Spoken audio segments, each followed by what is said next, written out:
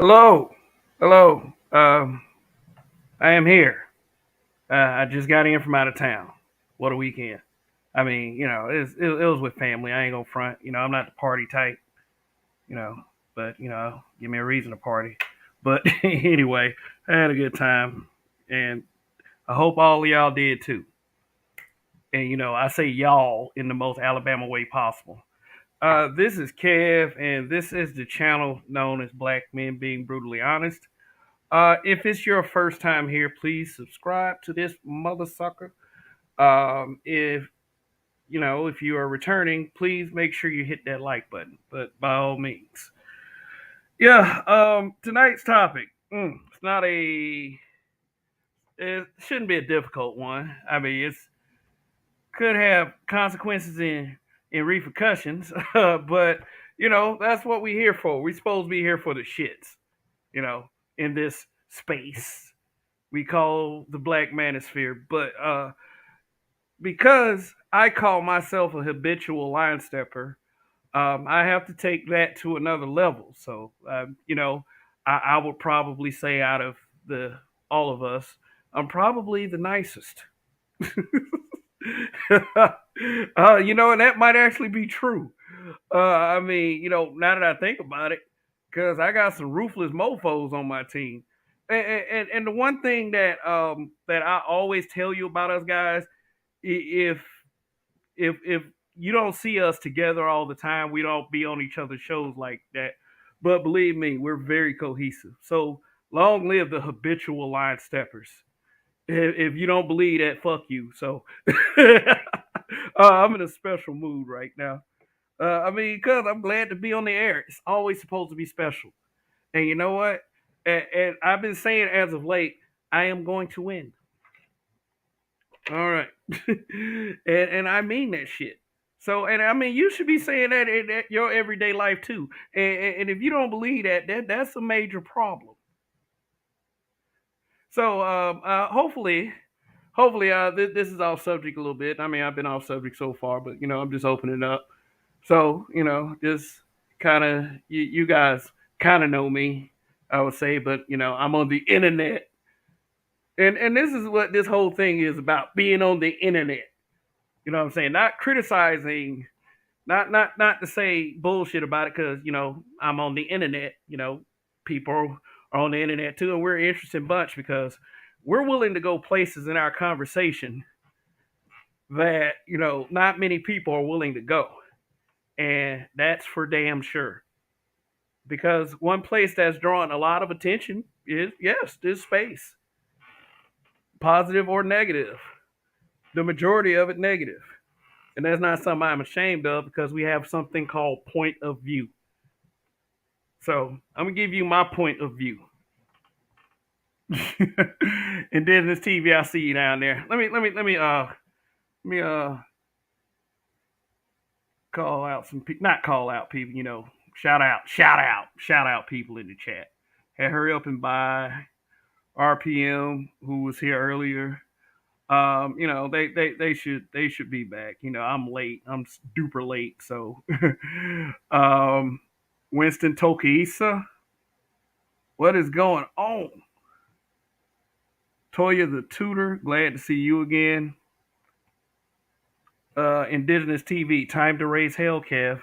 I'm clocking in for the graveyard shift. What up, chat? Let's get offensive.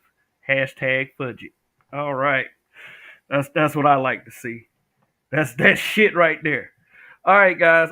Look. Let me also let, let me also say something real quick. I've noticed one thing when I go back and listen to my broadcast. There's a lot of breathing, and I mean that's my fault for not checking my audio. But that's what they. I guess that's what they call taking the business seriously. Maybe I don't take it serious enough to check my breathing. It's like I don't know. I sound like a fat woman. Like it was seriously. If somebody was roasting me, all they had to do was bring up the breathing on the broadcast. Shit be like, all that shit right there. I mean, Jesus. So, I mean, let's be brutally honest with me. That's the kind of shit that I like to see. Like indigenous TV down there. Oh, RPM is here. Hey, thanks, Juan. Hey, RPM, good, great content creator. Look, he he's one of those content creators that his editing style looks like he not only puts a lot of great effort into what he does, but you can feel the passion for whatever he discusses in those videos as well. So definitely check him out. Go if you are a content creator, you are free to put your links in the chat, especially if you are a moderator. I think you have to be a moderator to be able to do it. I mean, if not, that's cool. But I'm just saying you're welcome to do it. I'm not that kind of content creator. I understand that there are some people that get way too big and then they don't want, they want you to pay them for stuff like that. So I'm not, nor will I ever be that kind of content creator, and you can hold me to it. So, and I mean, just you gotta have a good relationship with the people who, not relationship or anything, but you gotta have a good relationship with the people that take their time to tune in.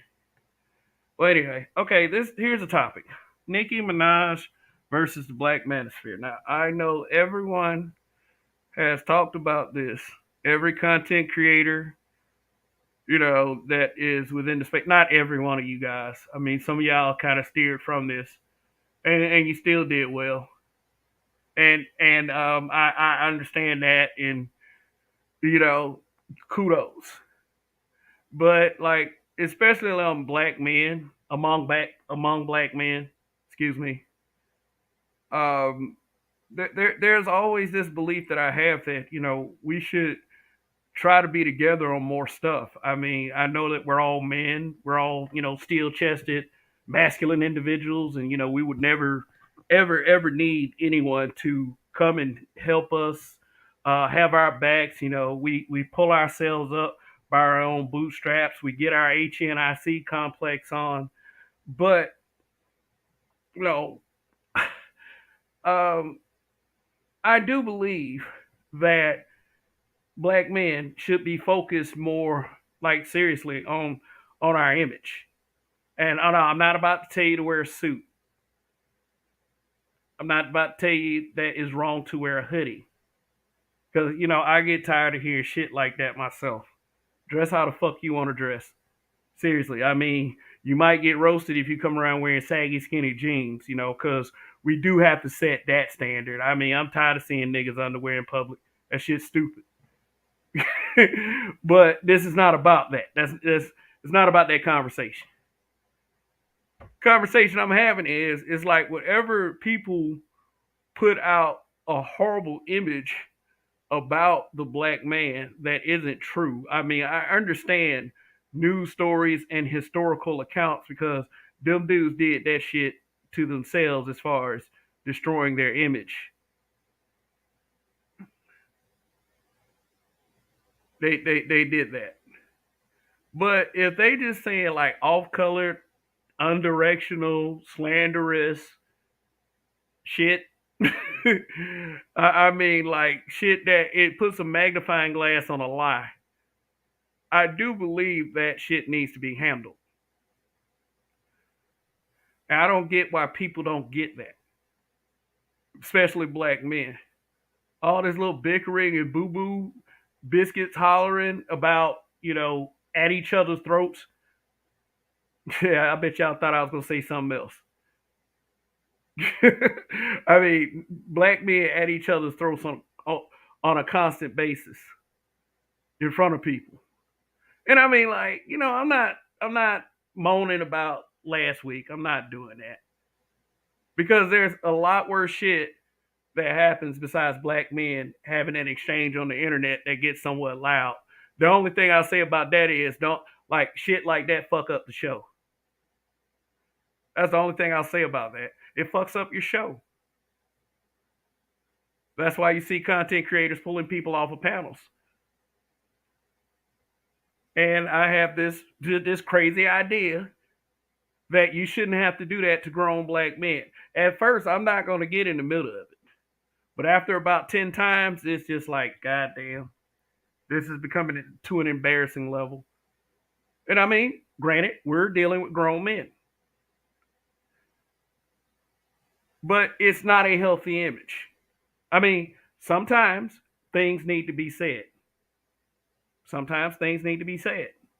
You're supposed to command your respect, so to speak. Command, not demand. There's a difference between demand your respect and command your respect. Black men need to get used to commanding our respect. I don't know what the fuck wrong with some of y'all out here. I don't want us to take a weak, defeated position. And there's so many ways we're doing that right now. And I'll be explaining that kind of thing in the coming weeks. But if you with that simp shit, this channel ain't for you. And I mean, like, I've given a definition of simp. Go look up them broadcasts. So anyway, let's just let's just let's just take the time to. I would like to thank the few content creators that hopped on this particular situation. Because here's one thing that black people need to stop doing. They need to stop saying that everybody's triggered. If you say something about a certain group of people, and B dubs know all about this, there should be a response. If it's too bad, there should be a retaliation. But always going to the you too sensitive and you too triggered, that's bullshit. In reality, that person is saying, I'm a bitch. I can't handle no response to my attempted bullying. So I got to say something that directly gets me out of it, if it works. It won't work on this channel. It will not work in this environment. Man, you too sensitive, man. You too triggered. Ooh. Hey, man, why are you responding to the bullshit that I'm saying, man? Shit. They know I'm like this. They know, no, I don't know you like that. You a nigga on the internet. So that's the condition. I'm just laying out some ground rules. Everybody should have ground rules for their channel. If you don't, yeah, you're running a place of chaos, and eventually your channel will be taken down. And I mean, I'm not saying that because that's something that I condone doing. Nope, that ain't me. So don't get any ideas. I believe in destroying someone intellectually, or at least coherently. You don't have to flag a channel. You don't. No, you don't. But you know what? Life ain't fair, and there are some people that are like that, obviously. But also, it's the ultimate act of defeat because you're ruining it for everyone. But anyway, let me get on the topic. Y'all didn't come in here to listen to me talk about much jibber jabber. Let's go ahead and get to it. But maybe some of you are. All right, hold on. Let me make sure my sound is in check first. But like I said, on the way here, on the way in, please hit that like button. Please hit that like button because last time I shared a video here, people were talking about they could barely hear it. So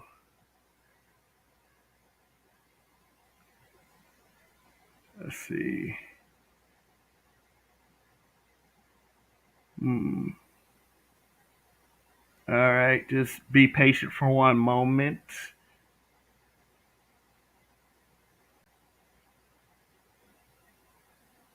Uh, nah.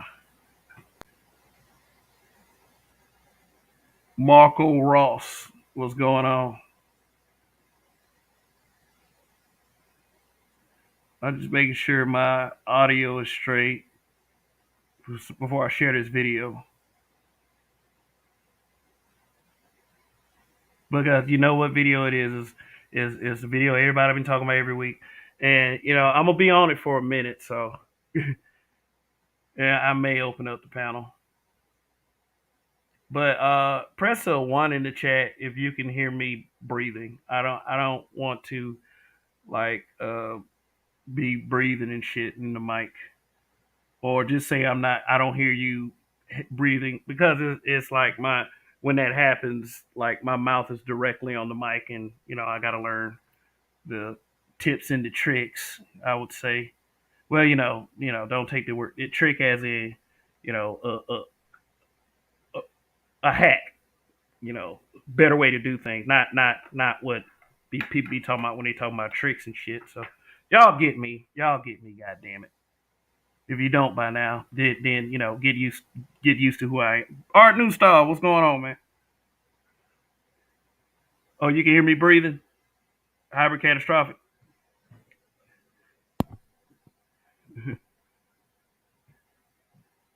Learn you some Qui Gon, Kev. Well, Qui Gon ended up dead. If you talking about that guy, Liam Neeson out of the Phantom Menace. But let's see. But you might be talking about something else. So, all right, I'm gonna share this video. I'm gonna take a chance anyway. If y'all can't hear it, just say it in the chat. All right. Again, why people are like, oh my God, this again. And we're black men being brutally honest. Well, I'm black men being brutally honest. Shit. Just be patient with me. Just some things that I noticed in this video. And, let me just start out by saying who these people are on the screen. The top one is, oh, wait a minute. I got one other thing to do. I do have fair use scrolling across the bottom of the screen in the message. It said we hear you better if you had a suit on. Oh, man. So let's narrow it down. Scrolling across the bottom of the screen is fair use. Fair use on this, I don't want to hear the shit, but go on. Okay, so if you guys, so if y'all want oh yeah, I got it in the early part, but she okay, let me introduce the two people that are in the screen again. You know who they are. Y'all been watching reactions on this all week. This is a reaction. I'm gonna be on it for a second. Just like I said, things that I kind of in and out noticed about the way this conversation was going. Nicki Minaj is at the top. Joe Budden is at the bottom. Probably not much of a need to introduce Nicki Minaj, but Joe Budden, it might be a need to introduce him. But he runs a podcast. I believe it's called the Joe Budden Podcast. And Nicki Minaj runs whatever Nicki Minaj runs, or she's a famous person. So I'll just start playing it. And fair use, fair use, fair use. Want to see it at 8 a.m. Go to patreon.com, download that. Eastern time, 8 a.m. 8 a.m. Eastern Standard Time. And then noon. It'll be everywhere on YouTube at noon Eastern Standard Time. Now, so here's the thing, Joe. I have a feeling that, and I've been known to have, I don't like to call it psychic ability, but I've been known to have this gift that I can kind of like see things and hear things and predict things. Every fucking woman says that. It's called intuition. I swear to God, like, and be off 95% of the time. And so I kind of predict that this interview is going to be kind of like one of them ones that, I mean, it's possible. No, that's what it's a lot of things being said. No, you went crazy. You went crazy. You were super honest. You were super vulnerable. I think your fans were shocked that we had this serious of an. Now I don't know if they talking about the same. They had. I think they're talking about another interview, but Joe Biden had a few weeks ago, I believe, he had a lot to say about Fresh and Fit after having Kevin Samuels as a guest on his show. By the way, but yeah, Fresh and Fit, it catch a lot of heat. Some of it deserve it. Some of it, oh well, that's what men do. That's what men handle, or whatever like that. But he would say, he said a couple things like, "You're not a real celebrity." They should have never gave you niggas mics. Some to that effect. And that a lot of people say that about black men that just happen to say what the fuck they want to say. And what I don't get is, and what I don't get about how these type of interviews go, they don't keep in mind that number one, they're public figures. So people are gonna say shit about you. You know, would you rather have the National Enquirer say that shit? Because that's for the really famous people, or would you rather have people like us? Black people aren't nice. Black people aren't, these bastions of, you know, what's civil and what's fair. And I just believe these two, due to, I believe their fame or and such, they believe that those rules may not apply to them. Maybe more so Joe Budden, because he, at the end of the day, he is a black man. And, you got to be used to the shits. If you're a black man, you got to be used to the shits. But with Nicki, I don't, brain is far and away. And I ain't gonna lie to you, when I first uh, heard of Nicki Minaj, I was like, okay, I had a friend tell me about her in a rap song or whatever. I think it was the My Chick Bad. Like it came on the radio, and the homie rapped the lyrics when she came on, and like I was like, oh, that's supposed to be Nicki Minaj or whatever. But I saw her in the video Roger That. That was her, Drake, and Wayne when Young Money was going. And I'm not gonna lie to you, because see, we're supposed to be brutally honest here.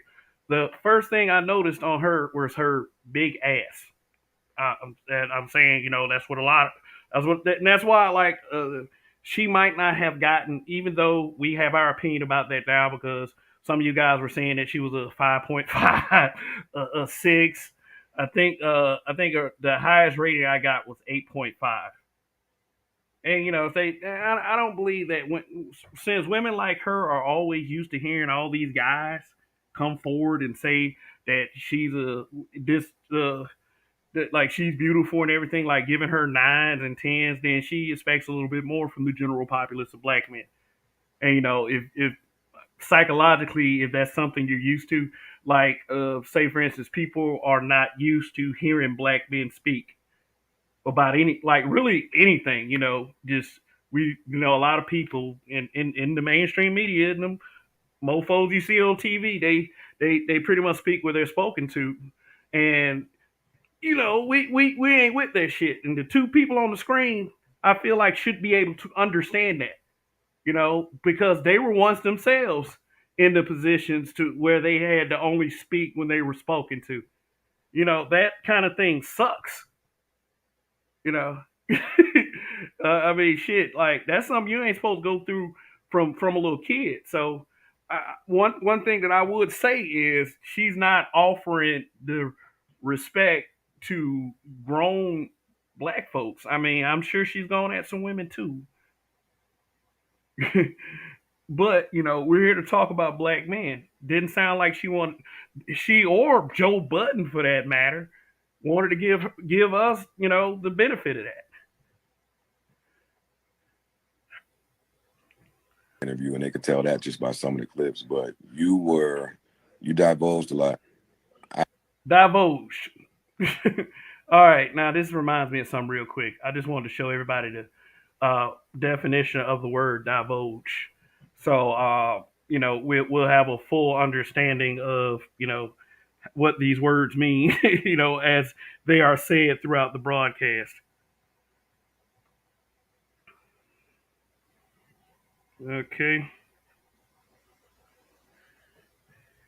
All right. Divulge is a verb. It means to make known private or sensitive information. I do not want to divulge my plans at the moment. And it has a few meanings. All words these days have a few meanings, but we want to get the correct definitions. Shout out to Rael, Prime VA 757.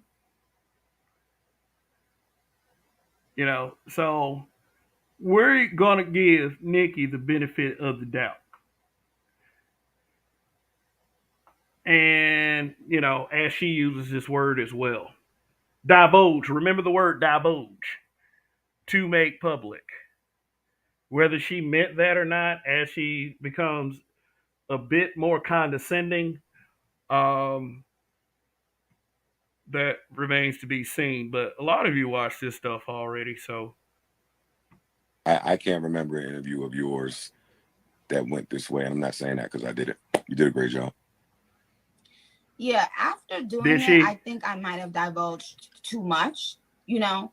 But listen, let me tell you what I see, what I notice. Men get to divulge anything they want to. Let me rewind that a little bit. Remind that a little bit. She said, men get to divulge anything we want to. That is true, but it does not come without a huge amount of scrutiny. So much, you know. But listen, let me tell you what I see, what I notice. Men get to divulge everything they want to, anything they want to. Men get to divulge anything they want to, everything they want to. Yeah, because we're men. We're supposed to. You wanna call us leaders? You wanna say we need you to lead? Shit, fuck it. Let's go. Hey y'all, can y'all hear me good? Can y'all hear the interview good? Type of 1 in the chat, real quick.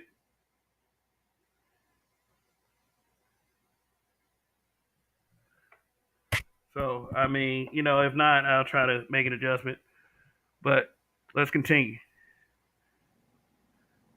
And whether it's Kanye, if he's speaking his mind right now about every fucking thing. Yeah, we really want Kanye West as the prime example of everything. But let me give you my opinion on Kanye.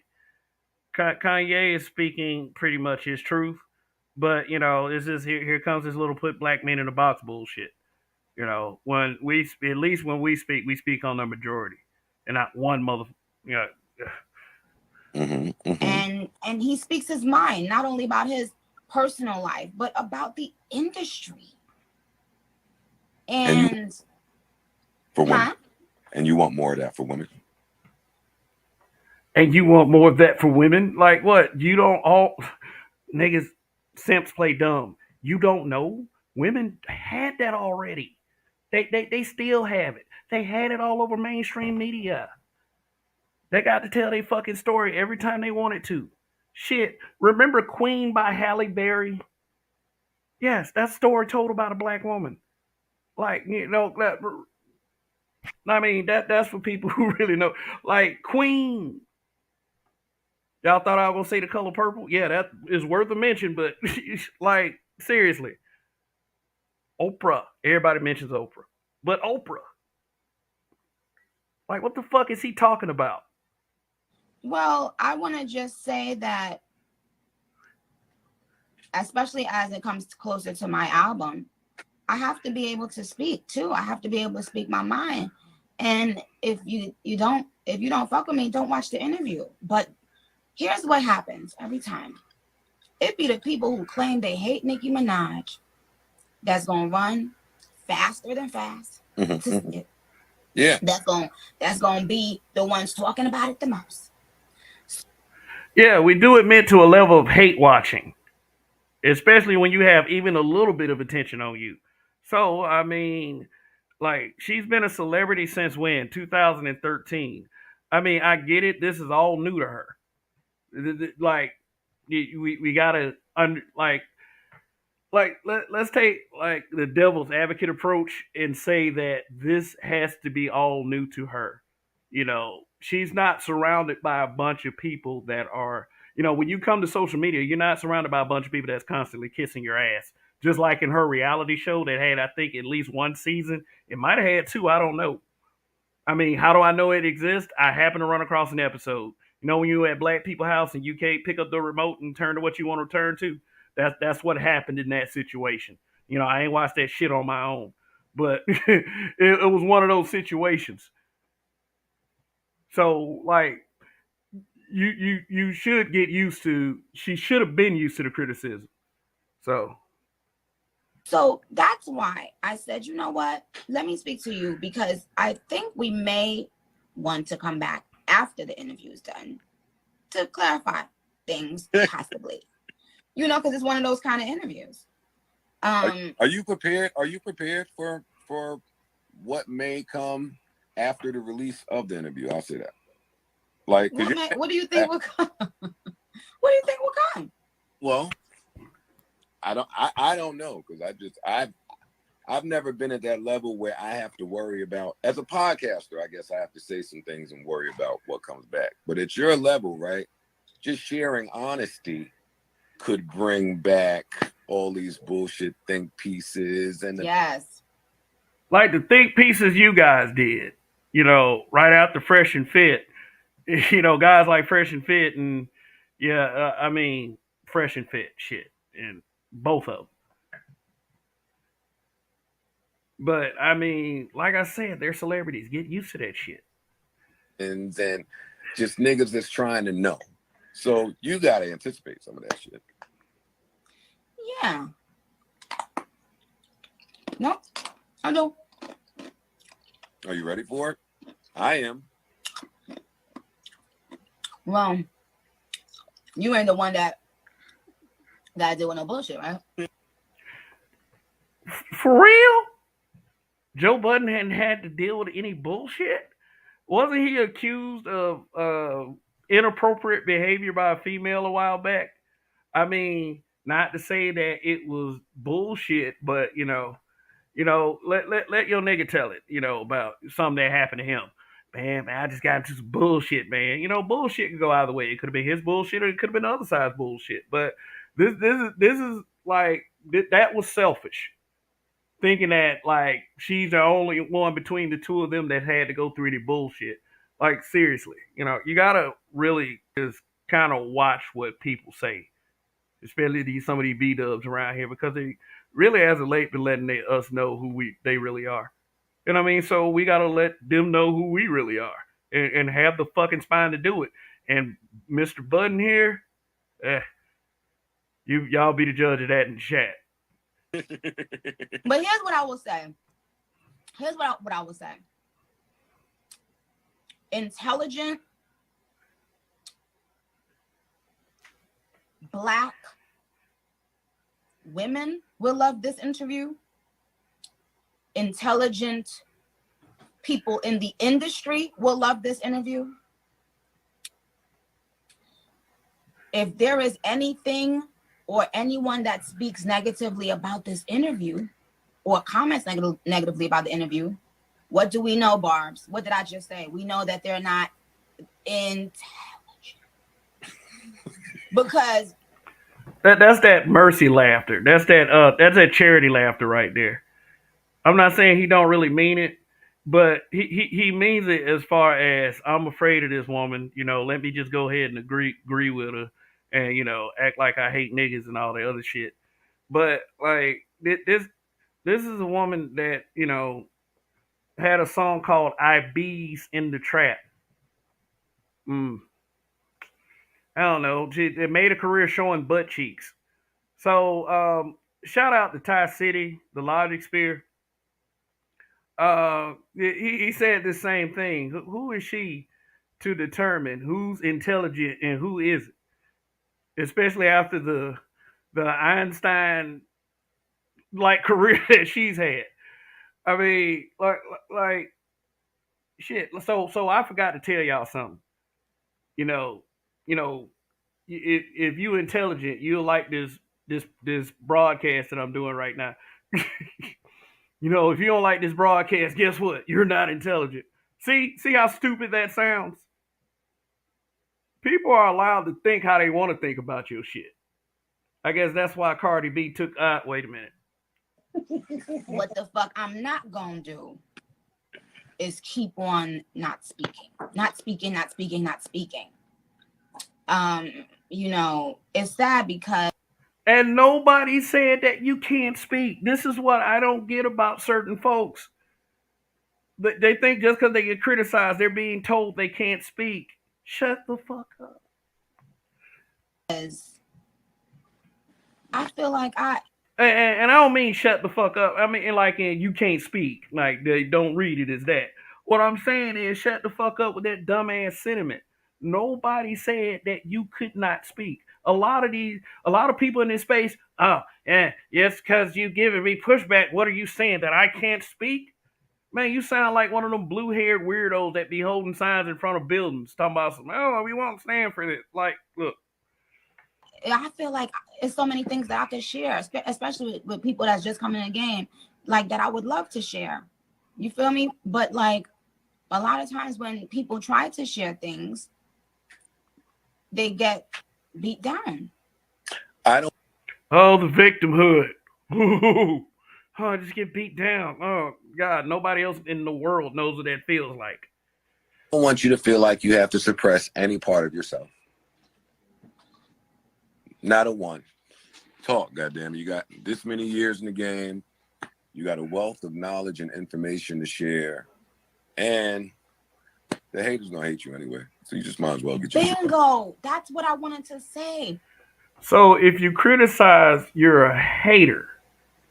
Which, you know, a lot of people have said that in this space. You know, that sentiment does make sense, but you're going in like a bad direction. Sometimes people that criticize you ain't a hater.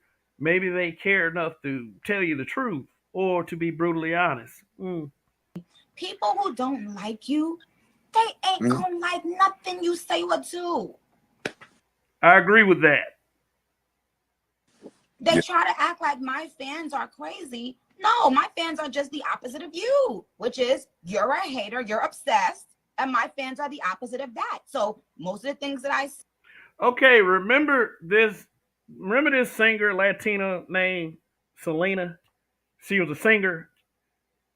She was a singer. I forgot who played. I forgot the actress that played her in her movie. But you know, just kind of be careful with that fans thing because you know you might have guys that want to get that autograph picture so bad. Like those are fans too. Selena got killed by a fan. In fact, the leader of the fan club.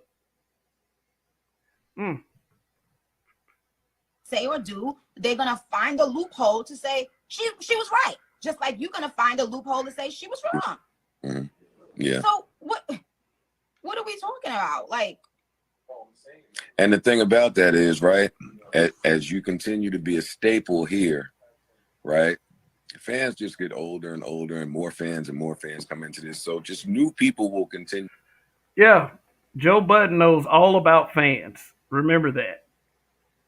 He had one song that played on. I remember that played on the radio. For people who are from New York, maybe they heard Joe Budden a little bit more than I did. I do know a few of his songs.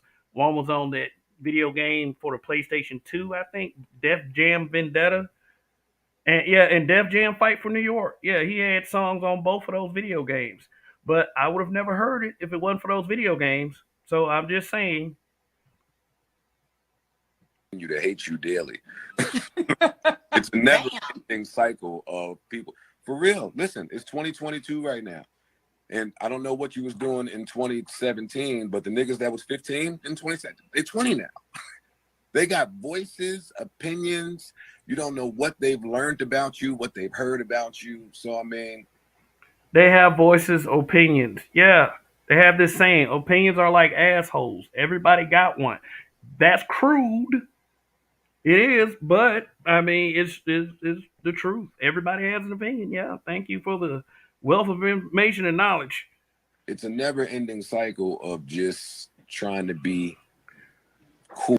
Yeah, and Prime VA, I agree with that. He was actually a good rapper, but you know he wasn't put in front like everybody else. And the truth be told, like yeah, I agree. He has skill. Yeah, I like I said, you know, when I say, you know, the songs that I heard outside of Pump It Up, you know, I did take the time to listen to them a few times, but that was throughout the years. Cool and zen-like and not be altered by the people's bullshit. Yeah. Yeah, which means that you have to be a strong enough person to not be able to let the bullshit affect you. I understand that. We all understand that. Some brothers can handle, like a lot of brothers can handle bullshit because that's all we see is bullshit. You know, it is what it is. You know, he's Joe is talking to her like almost like he's talking to a high school graduate or something. You know, you're gonna do some things with your life and you know, and it's gonna take you different places. So don't let the bullshit. You know what's funny, great. Joe? Joe, have you ever considered this? When artists come in the game and they sign to the man and they sign their life away to the man, how come the first person they come on social media and complain about ain't the man? How come y'all rather come on social? Because it's social media. That's what it is. Literally. So social media is somewhat shitty. It's a shitty place. That's why I stay away from certain platforms. If it's if it's worth if it's worth reported on, I'll just Google it. Somebody said this in a tweet, like Jamel Hill. Yes, I probably have to make a separate video about that. Now, there's this female sentiment that excuse me, there's this female sentiment that about guys making podcasts and denigrating women, or Jamel Hill came out and said that shit.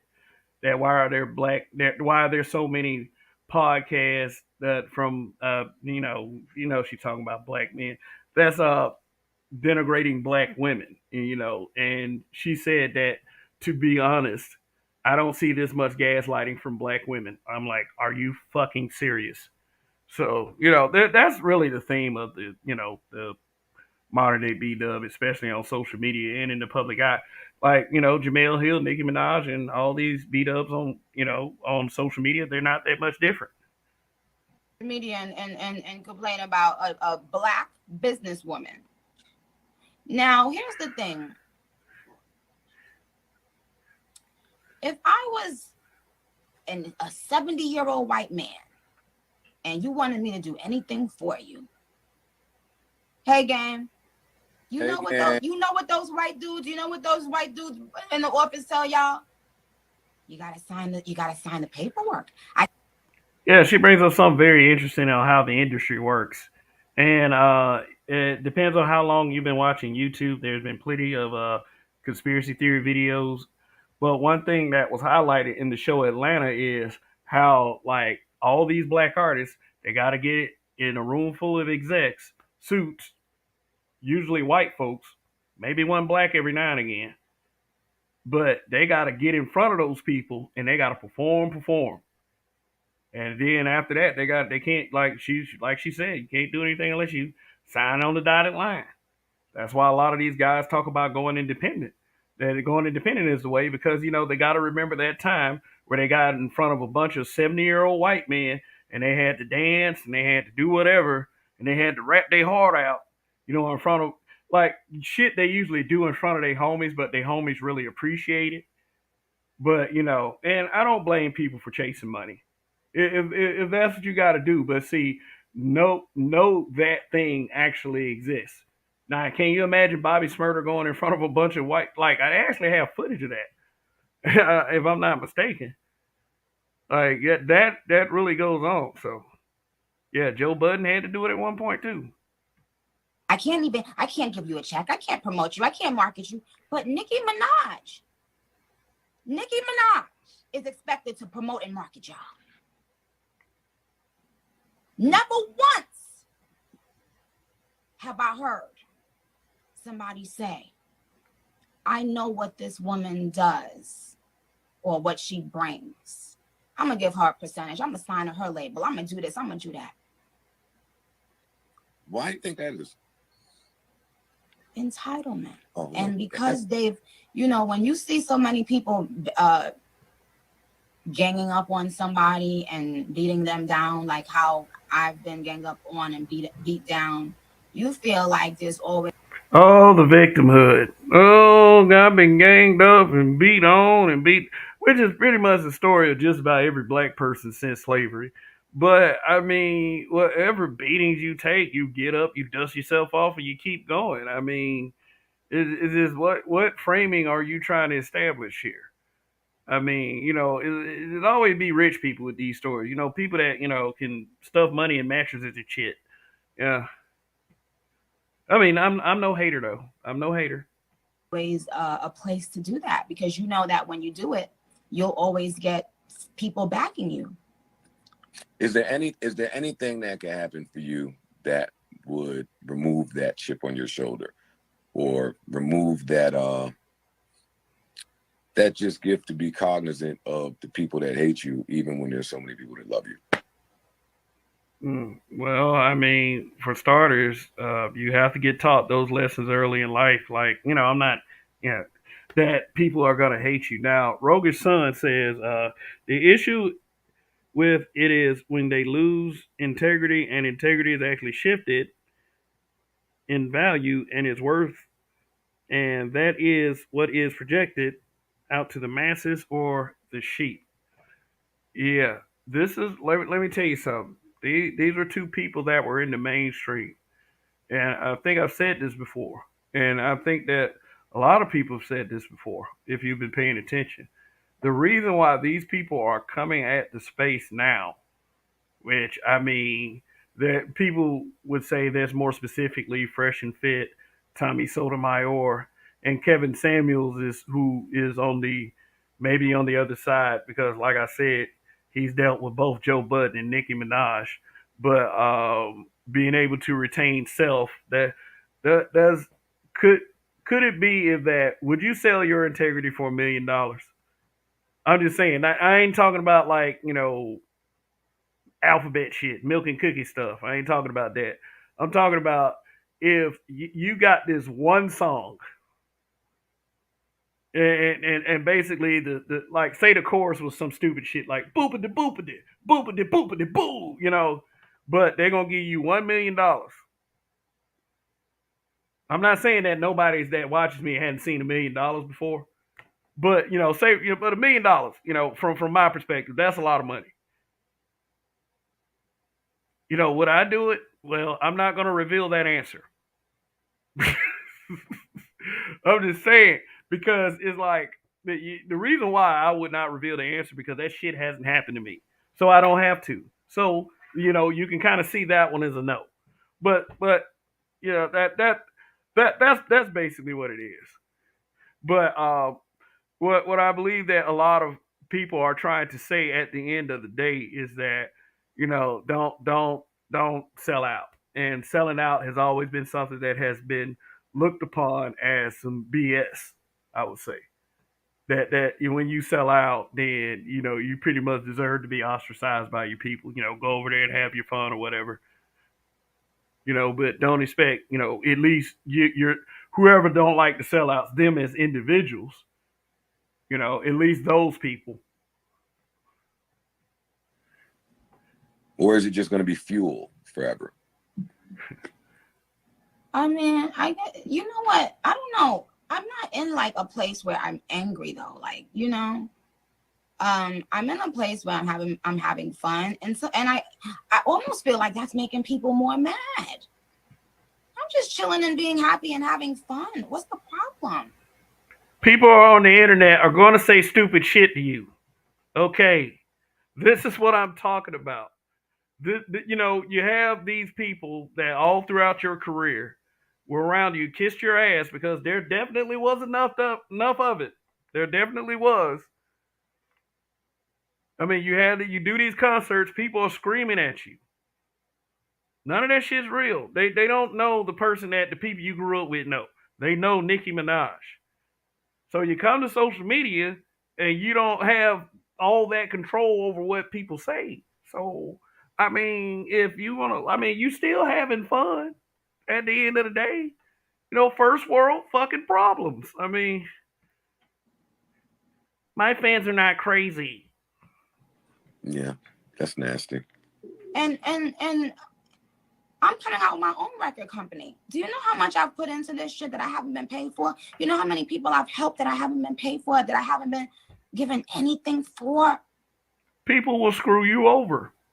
That's just how it is. You're gonna run into some duds. It's not done. I'm not saying it's right. Believe me, when I make the criticisms, I'm not saying this shit is right. I'm actually saying this shit is fucked up. Say, for instance, you have a name that you worked so hard for and put your blood, sweat, and tears into it, but you didn't do something like trademark it. So some yahoo comes by and trademarks the shit out of it. and tries to make your life difficult. Yeah, people are going to fuck you over. But y'all don't come on here and say the white man, the people y'all signed to, y'all don't call, come on here. No, you talking. How dare you? Hey, boy. She sounded like she was about to say something that, you know, that would have got her some very extreme heat. And it sounded like she was gonna say it about white folks. But hey, like let me see if anybody caught that, or even if that is even it. You know, I could be wrong. Like Winston Tokes Kahisa just disagreed with something I said, which is cool, you know. I mean, but you know, this is what we do here. We have our own points of view. She looked like, let me see. Hold on. Coming out with my own record company. Do you know how much I've put into this shit that I haven't been paid for? You know how many people I've helped that I haven't been paid for, that I haven't been given anything for? But y'all don't come on here and say the white man, the people y'all signed to, y'all don't call, come on here. Sound like one of those things where, you know, y'all not saying nothing to the white man, but y'all come say something about little old me. Oh God. I mean, if you could have seen me growing up and my interaction with white folks, oh my God.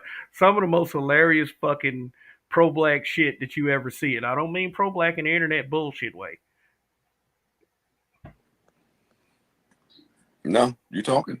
How dare you? Hey, Barb, this is how our interview went. She was talking that shit, and I was sitting here doing this. Like, you should have seen that interview.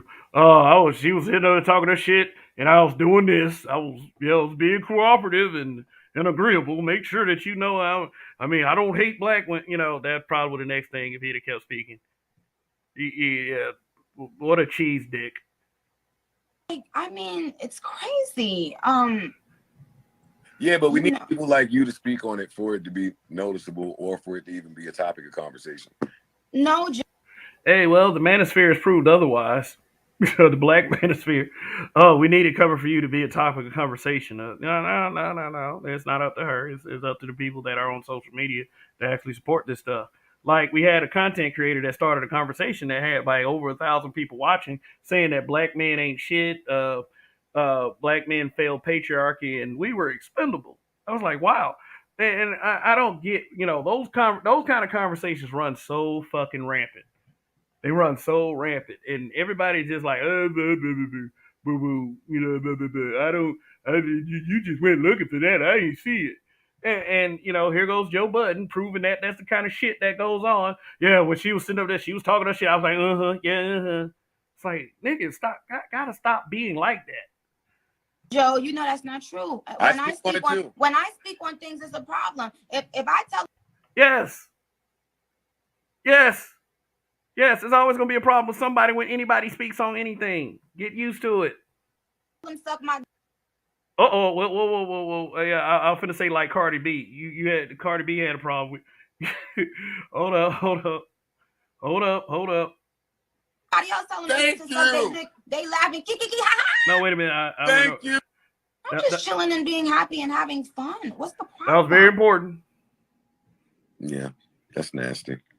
And I'm coming out with my own record company. Do you know how much I've put into this shit that I haven't been paid for? You know how many people I've helped that I haven't been paid for, that I haven't been given anything for?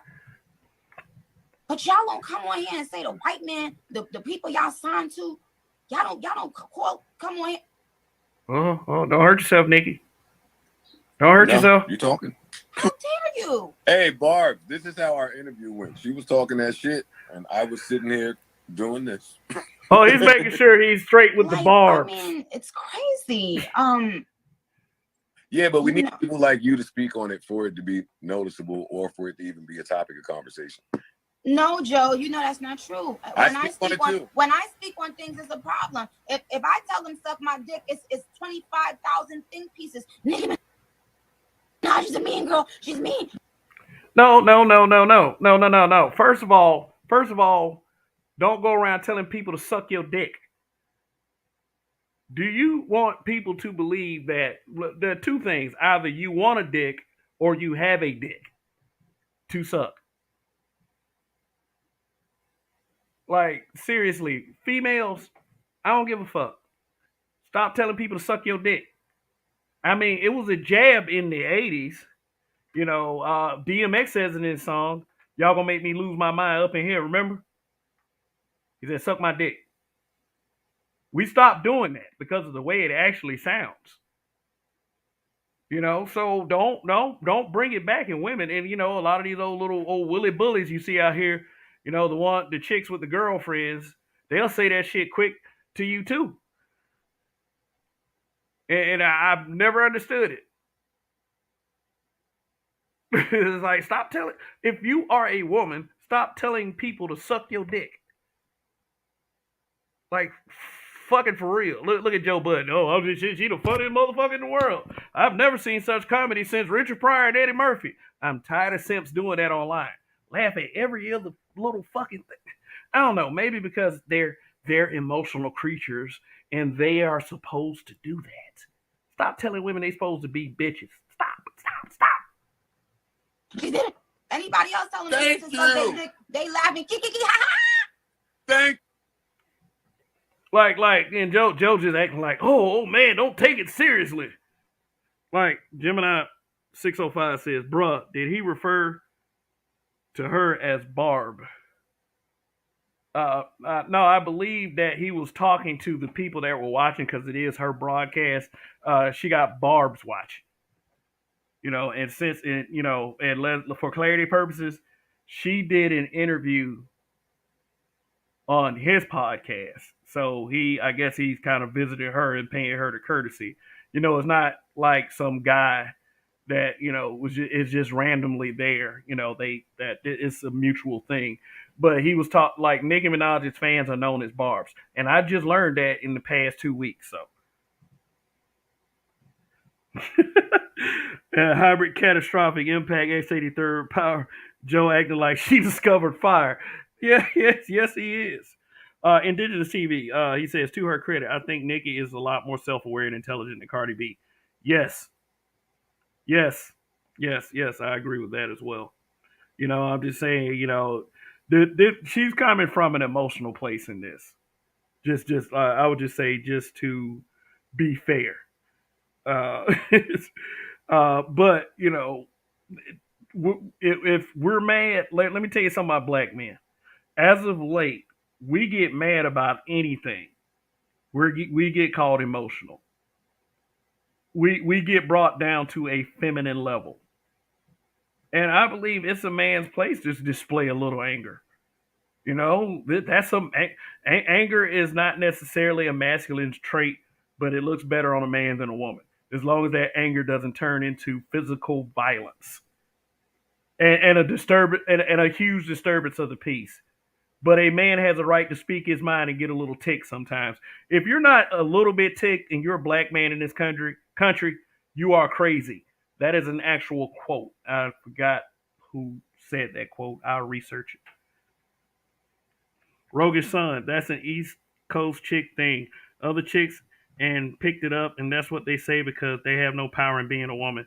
They do, but they don't want to take the route to learn that.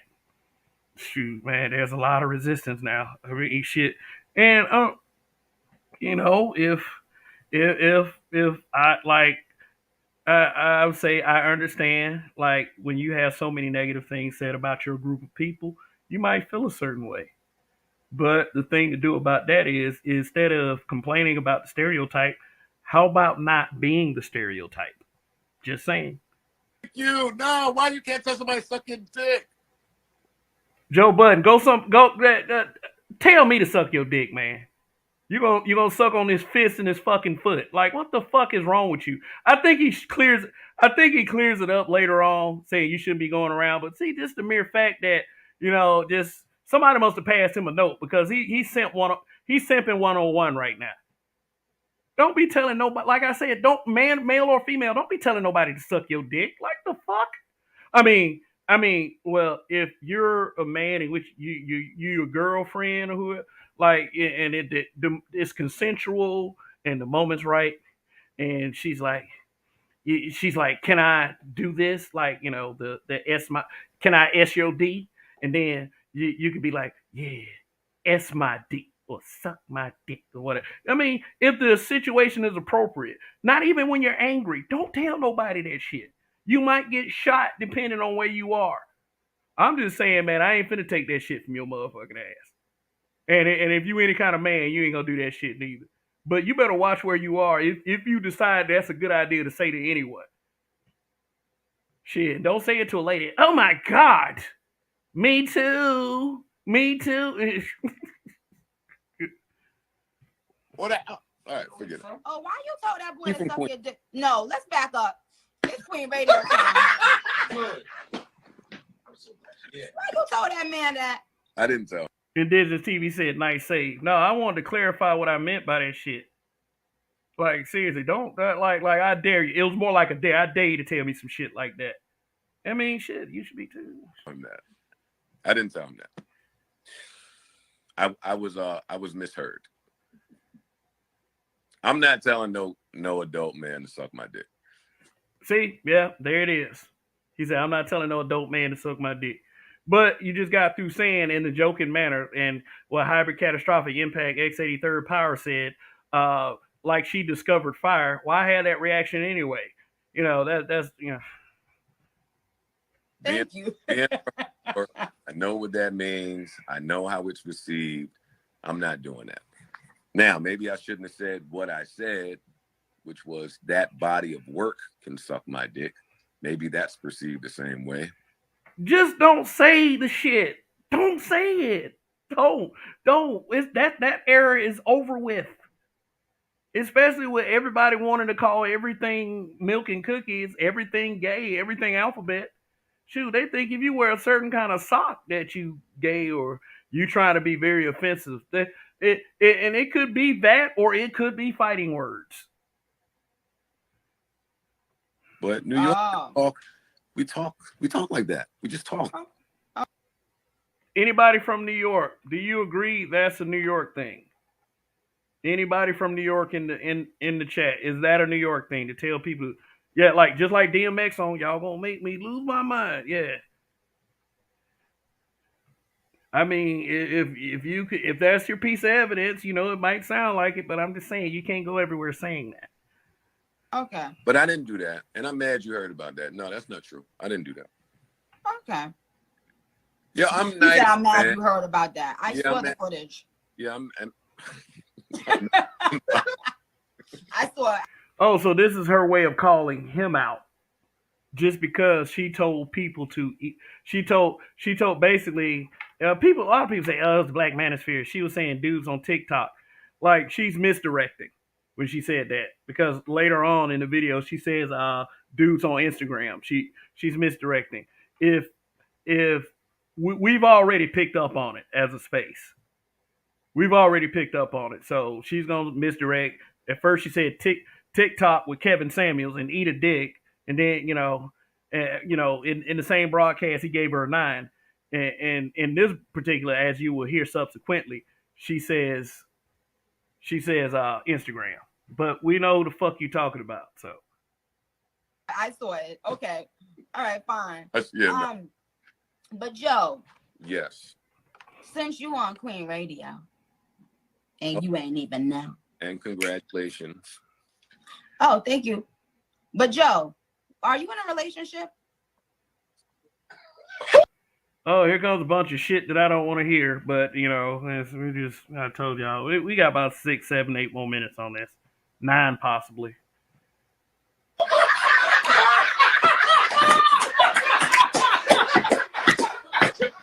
There's a lot of relationship talk in this space, by the way. Most of it negative.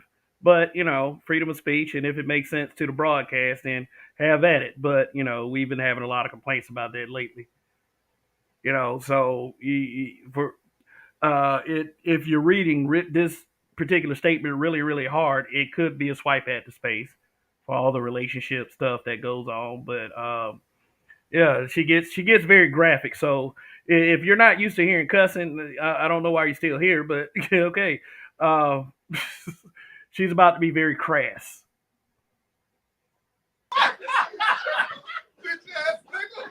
Yo, what's wrong with her, yo? You on Queen Radio, boo boo. You ain't say that?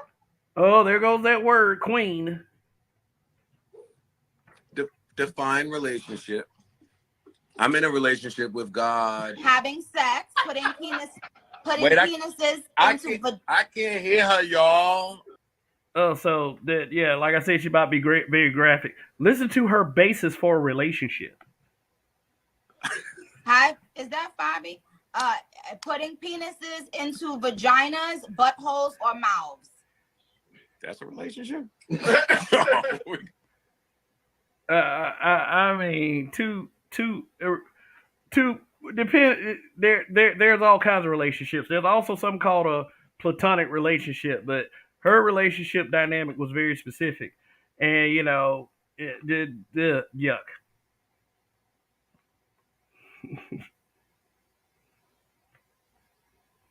Winston told, okay, y'all having a conversation down there. But yeah, it's yeah. This, like I said, if you, she said, if you don't like the interview, then you're not intelligent. You know, she tried to do this.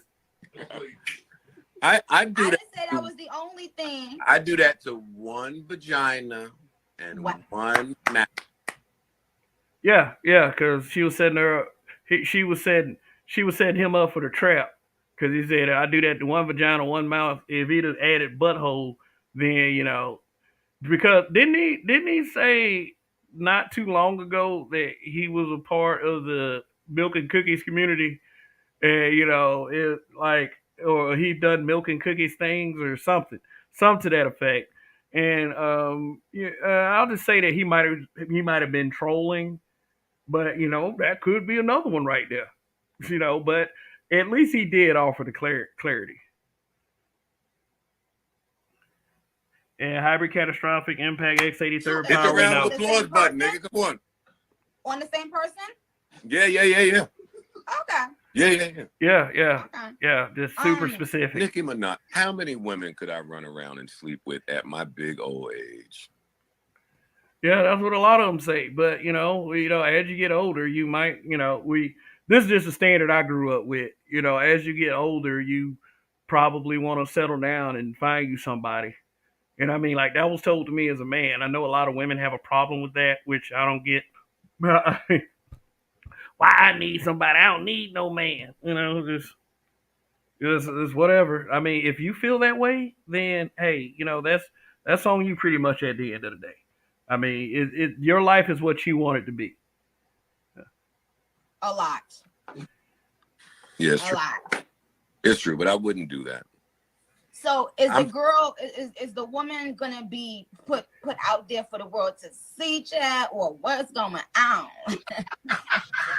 Stay out that man business. See, this is why y'all here in the first place.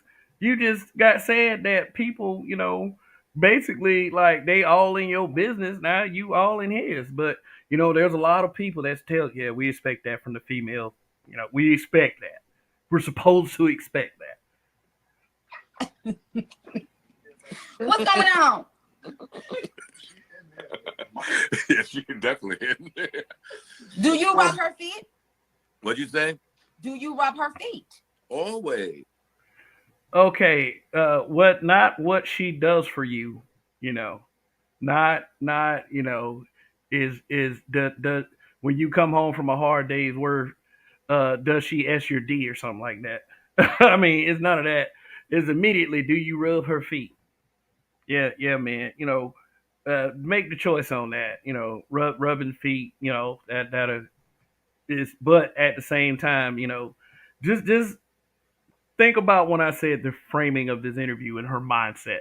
Now, she will put a disclaimer in a second, and I'll tell you something about disclaimers. What I think of disclaimers. I always rub feet, and as far as her being out there, I mean, I don't know. I'm not hiding my girl from the world. I'm hiding the world. You're hiding the world from your girl. Yeah, I am. She don't need all that negativity, these haters, these comments. She don't need that stuff. That's true. Mm-hmm. I believe you. I understand. Okay. Yo, you are good, boy. This girl right here. Yeah. Because you know like that. Queen Radio, we be having to get into some things every now and then. Yeah. And so Joe, do you have beef with Slaughterhouse or anyone at this time, or are you good? Indigenous TV mentioned Slaughterhouse earlier, but I see a super chat from Sun is Hot Raw. Thank you very much. Thank you for your support of the channel. This is what happens when you give certain Negroes money. Their egos overinflate, and it was overinflated before they came into big money. We have people in this space with overinflated egos. I've mentioned the names before. I'm not mentioning the names here. We're talking about Joe Budden and Nicki Minaj. And yes, I am telling myself that. So, Indigenous TV. And I'm not on some anti-Pookie shit. I'm on some anti-goofy nigga shit. Goofy niggas can be educated and pook. Yeah, I agree. I agree. My thing is like, my problem ain't never been the guys from the hood. My problem is fuck boys. Because, see, fuck boys don't always dress like guys from the hood. So I feel you on that. Nope. I don't have beef with nobody. Not Slaughterhouse, not another house. No houses. Do you plan on working with? Do you plan on? But see, that's not wholly true. They both have beef with podcasters. Working with them again, like, well, do you want to in that capacity? Not specific beats, not specific beefs. Excuse me. You know, with certain individuals, like openly and publicly. No, I'm just saying, you know, they obviously, from what you're about to see, have a beef with the way some people say certain things. You know, Nick, all we have is today. Like, I can't really speak for where God will place me tomorrow or next week. But today, that's just not where I am. And that's fine. And that's okay. And everybody should understand that, actually. Yeah, Nicki. Somebody said Joe actually has a nice dick. I'm blocking that. I'm blocking that person.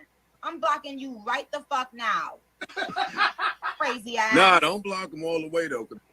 Yep, this is that intelligent audience that likes the interview. That's the basis. They stay talking about dicks. Yeah, it's about to get worse. That leak picture was a bad. Like, if I could leak a new picture. Oh my god. Yeah, so no, Nick. I don't have beef. Listen, I've had enough beef in my career, right? Like. Yeah, about that time Drake called Joe Budden when he had that party on Instagram, and it looked like it was 20 people there. Remember that? And Drake was like, "I got time today." And when you do that, you don't really actively look for it. So I don't want beef with. Rael said Raekwon punched him in the face. The chef punched him in the face. Shit. Nobody, especially nobody I loved, worked with, had a relationship with. Like, today at my age, I'm looking for peace. Like, peace is my love language. Why women don't? Yeah, I agree. Peace. Yeah, we like peace around here. You know, volatility sometimes, you know, is a necessary evil, but, you know, peace. Yeah, and, you know, I don't see people that understand that. I'll never ask about what the nigga's love language is. What is your love language? Peace. Oh my God. Thank you for saying that. I want to say something. He said peace. Peace. Is that too much to ask? Is that because that's been the complaint of just about every man that's either in a relationship or in marriage in history. I want peace. That's why a lot of dudes have decided, hey, you know what? I just rather fuck bitches. Because this whole thing about not getting peace, if I have to withdraw to myself sometime and get peace, then that's what it is.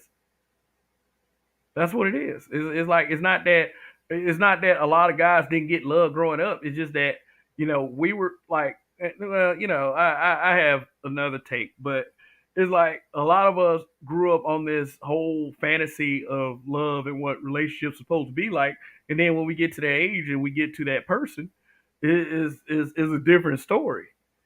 I mean, if people had told a lot of us as men that shit ain't all roses, then some of us would be in a better place mentally with that shit. But just notice the answer is consistent across the board. Peace. Indigenous TV. Son is Hot Rock said no, it was members of Wu-Tang that punched, not Raekwon. Indigenous TV says, Kev, this dude was in Slaughterhouse and had Sin Santana. I know I keep repeating myself, but it's like, what the hell happened to this dude? You can tell he's not all the way level up in the head. Joe got stomped out by the Wu-Tang Killer Bee. Oh, shit. Damn. Okay. But, it sounds like to me that y'all in disbelief as to how Joe Budden is carrying himself, more so than Nicki. Thank Joe. Thank you for saying that. And thank you for saying that. I want to say this because I had said something. I tweeted something the other day and I saw people like, it took on a life of its own. And I thought it wasn't that serious, but I was saying like, Please stop saying it's not that serious. Nah, sometimes it's not. Let me renege that. Let me take that back. Say it's not that serious when it's appropriate. I've said things on social media platforms that have gotten hundreds of comments, and a lot of them were filled with negativity. Not something that I say that a normal, healthy, mental person should get used to. But sometimes when you speak your mind, shit happens.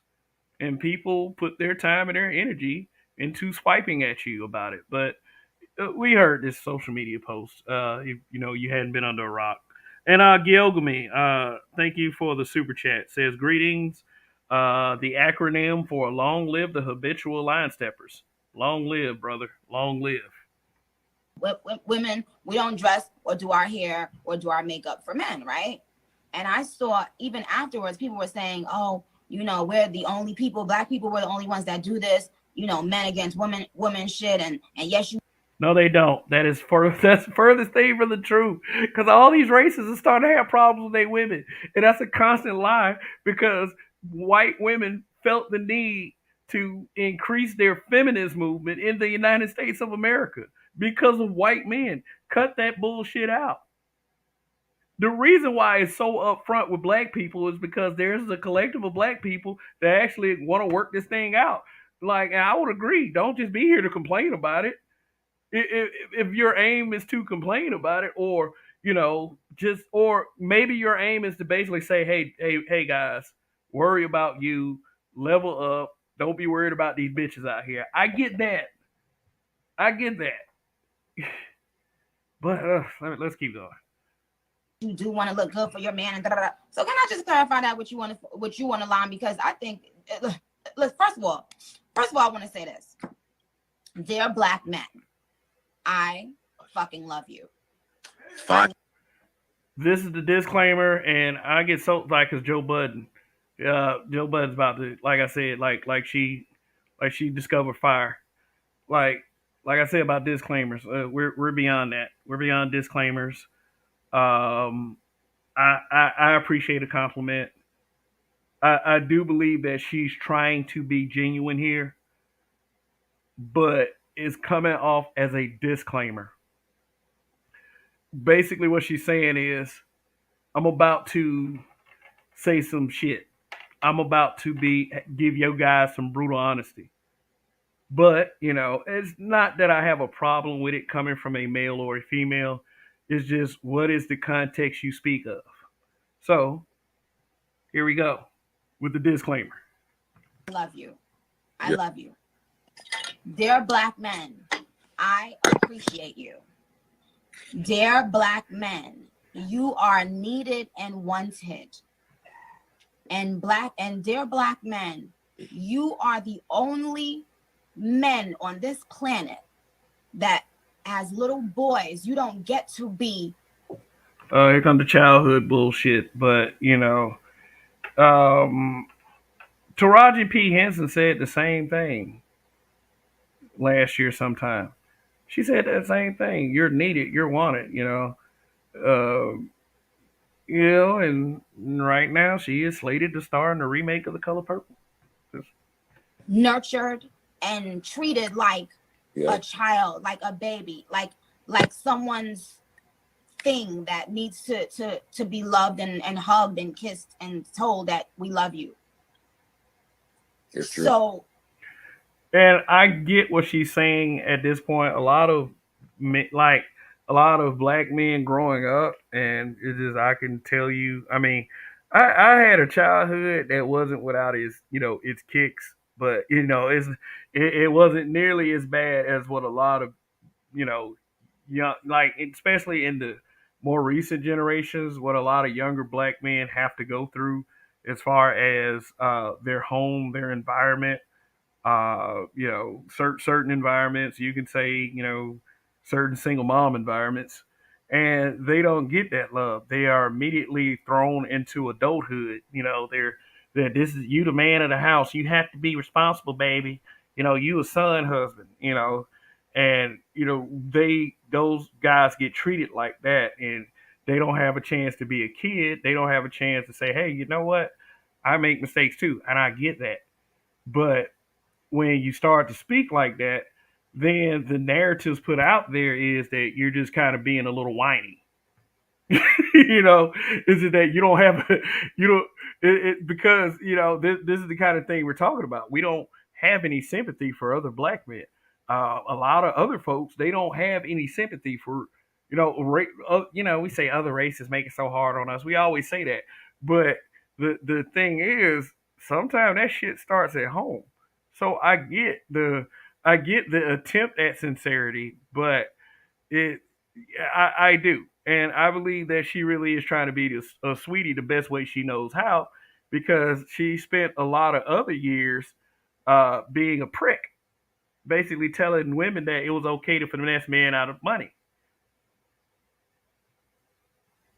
You know, be fuck over a nigga. Don't you ain't gotta respect him. Fuck these niggas, all this other stuff, but take his money.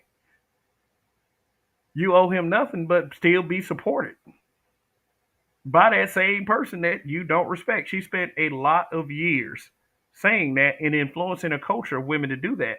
Now, I mentioned Cardi B and earlier, and there are women like performers like Megan Thee Stallion. Nicki Minaj paved the way for those women. She did. And what kind of shit do they talk about in their music? They've carried on. They've carried on a legacy that was started by Nicki. I mean, Kaya did shit like that too. But it wasn't like when Nicki came in there.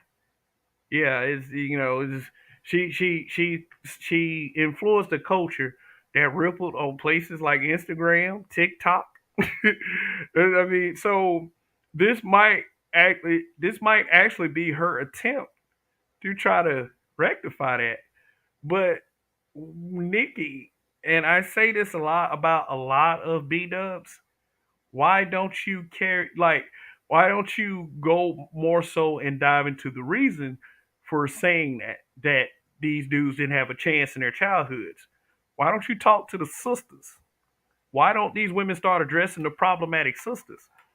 Shoot, we got a lot of brothers out here that don't mind addressing the problematic brothers. Go talk to them sometime. Those are people you can connect with. Don't sit up there and act like that these women are perfect. But hey, you know what? That's been a battle that's been fought for decades.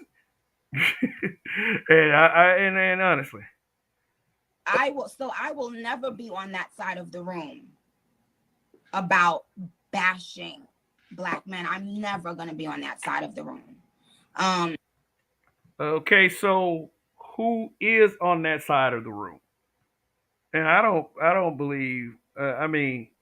Just watch.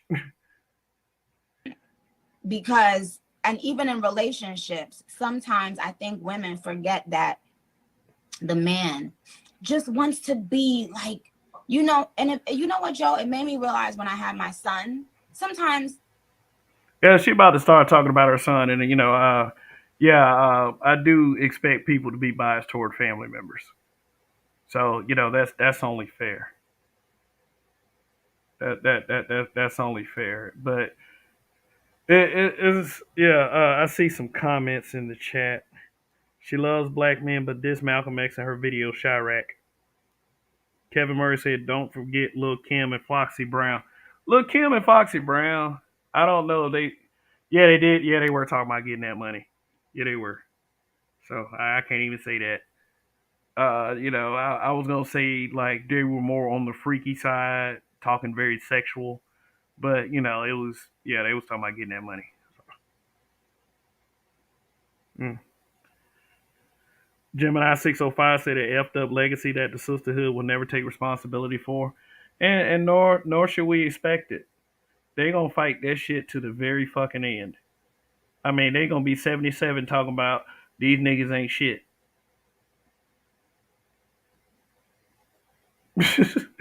So yeah, let's continue. Yeah, she about to start talking about her son, and I have no criticisms for that. You know, that's because that's dealing with a kid. So the way I treat my son, right? It's like I realize how much love and affection and constant, adoration I show to my son. And sometimes that's what the man wants. And because a lot of times, especially black men, they're not allowed to even show their emotions, even when they're young, and get told like, oh, you gotta man up and you gotta this, and you gotta that, and you gotta be the man of the house before you even, you know what I'm saying? well, I did just got through saying that you got to be the man of the house. That was like a low key swipe at the sisters, but it wasn't. It's not enough. It's not enough. And believe me, I would never weaponize a woman to go at other women. I'm just saying what probably needs to be said by a certain group of people. I would actually need for Nikki to see that if she does go to the sisters, the horrible negative reaction she would get. She would get called all kinds of pick me's. They'll start bringing up her brother, start bringing up her husband's sex offender history. Uh, and let me say something about that real quick. We put so much emphasis on false accusations and such, and then when it happens, we can't just trade up when we don't like somebody. I don't wholly disagree with Nikki. I just think the way that she went at this shit was kind of goofy, and so is Joe's fucking goofy as well. But yeah.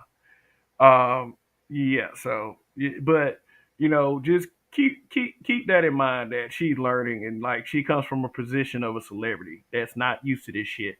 She also comes in from the position of a B dub that's not used to hearing black men speak. Because I swear to God, man, some of you niggas, man. And a lot of times the man. Yeah. No, yeah, I agree with that, Gemini. No man wants the same affection as a child. Yeah, treat me like a man. Don't treat me like a damn child. I don't need to be coddled. Yeah, I'm glad you said that. I was gonna say something about that, but I damn sure forgot. So, I mean, great minds think alike. Needs to be treated like that, ladies. You know how we nurture our sons and our children, and we just nurture our sons and our children. There has not been a widespread effort by the female cause to do that. Like the nurturing part, especially making sure they become the best citizens they can be for their own survival, at least. Yeah, which is a problem that needs to be repeated over and over again. Adore them and kiss on them, and they want that. Do not baby your sons. She's talking about a coherent child. I get that. Here's the thing. Understanding. Understanding. Some understanding. Don't be the meanest person in the world. Let him scrape his knees. Let him go outside, get physical. Don't force him to do things like sit in your lap. All that kissing and stuff, that embarrasses him. You know, but and that's subjective. A lot of y'all just like, oh, my mom used to kiss me all the time, and I mean, whatever. But yeah, just at least let him be a boy. You know what I'm saying. Let him have it rough. Teach him to have a thick skin, but don't do it in the purpose of just for you and just for women and all that stuff. That's all I'm gonna say. As a black son of a father and a mother, I'll say it like that. Boys don't need all that. You know, I mean, that hug every few minutes. I mean, I said I didn't have criticisms. That's not a criticism. That's not a criticism. That's a suggestion. You know, I mean, but don't do like these other old sack chasers. Just have a baby just for a monthly check and, you know, not really raise the kid properly and have it ended up a teenage teenage pregnancy case or, you know, a little dude that ends up in jail because he wants to pop his pistol at a birthday party. You know, we just like don't raise a kid to do that shit. I don't say, but hey, you know what? It's your life, and you have to reap the consequences of such. You need that too. So I want to just make sure I let Black men know for the rest of their lives. I'm not one of those. I love you. If a person really cared about who you are, then you won't have to remind us for the rest of your life. Just be that person. I don't bash men because there's a lot of women that say, I don't bash black men. I'm not on that side. And then turn around and say the worst shit. I don't bash men. I have a son. I don't bash black men. I have a father. I don't hate my father. You know, I don't care about your family. I mean, if you have a complete family dynamic, I commend it. But just to say, you know, making you accountable for the shit that you say, you know, if you say shit outside of what you're saying, then you're a bullshitter. You know. So here we go. And we need you. And a couple black idiots don't spoil the motherfucking bunch. I'm not gonna categorize all black men based on the couple dumb ones who every time they get, you know, when they get on, they never, you know, they don't never fuck with their race or they on TikTok dissing black women. I'm not. There it is again, TikTok. But I mean, it's not to say that there aren't actual black men out there dissing black women because I've seen them and they get shut down pretty quick and ostracized very, very quickly. The ones that actually has a lot to say. I wouldn't say like I said, dissing black women doesn't mean that like the definitions are so subjective and there are so many of them to the point of ridiculousness. And you know we should come to expect that, seeing that we're in 2022. But you know they could talk about dissing black women to the point where I just fuck with other women, you know, or having a white girlfriend or some shit, or having a Hispanic girlfriend, or even in a lot of cases having a light skinned black girlfriend. I mean, shit, you'll never be able to please them as far as the definition of dissing black women. You know, and I know what it looks like, and a lot of what I see on social media ain't really dissing. Now, if you're obsessed with it, it may start seeming that way. Categorizing y'all based on a couple dumb people. No. Well, because so many of you guys didn't fucking feel loved and nurtured when. Yep, there it is. Who hurt you as a child? Who hurt you as a child? Yeah, they always try to say it in different. That's why I say I don't fucking like disclaimers. That's why I say that. But you know that doesn't make it not true. Yeah, there's a lot of guys that had difficult childhoods, and I mean like that's just the product of the environment, and that's not seriously taken into account because we do have mental health cases that are stemmed from a person's childhood. And we know how we feel about mental health in the black community. There's not nearly enough of a push on that. But if Nicki Minaj took that into consideration, Miss, I have a black son. I mean, shit, she probably would have said like, and like I said, and people are triggered by Kevin Samuels. They're triggered by Fresh and Fit. They're triggered by Tommy Sotomayor.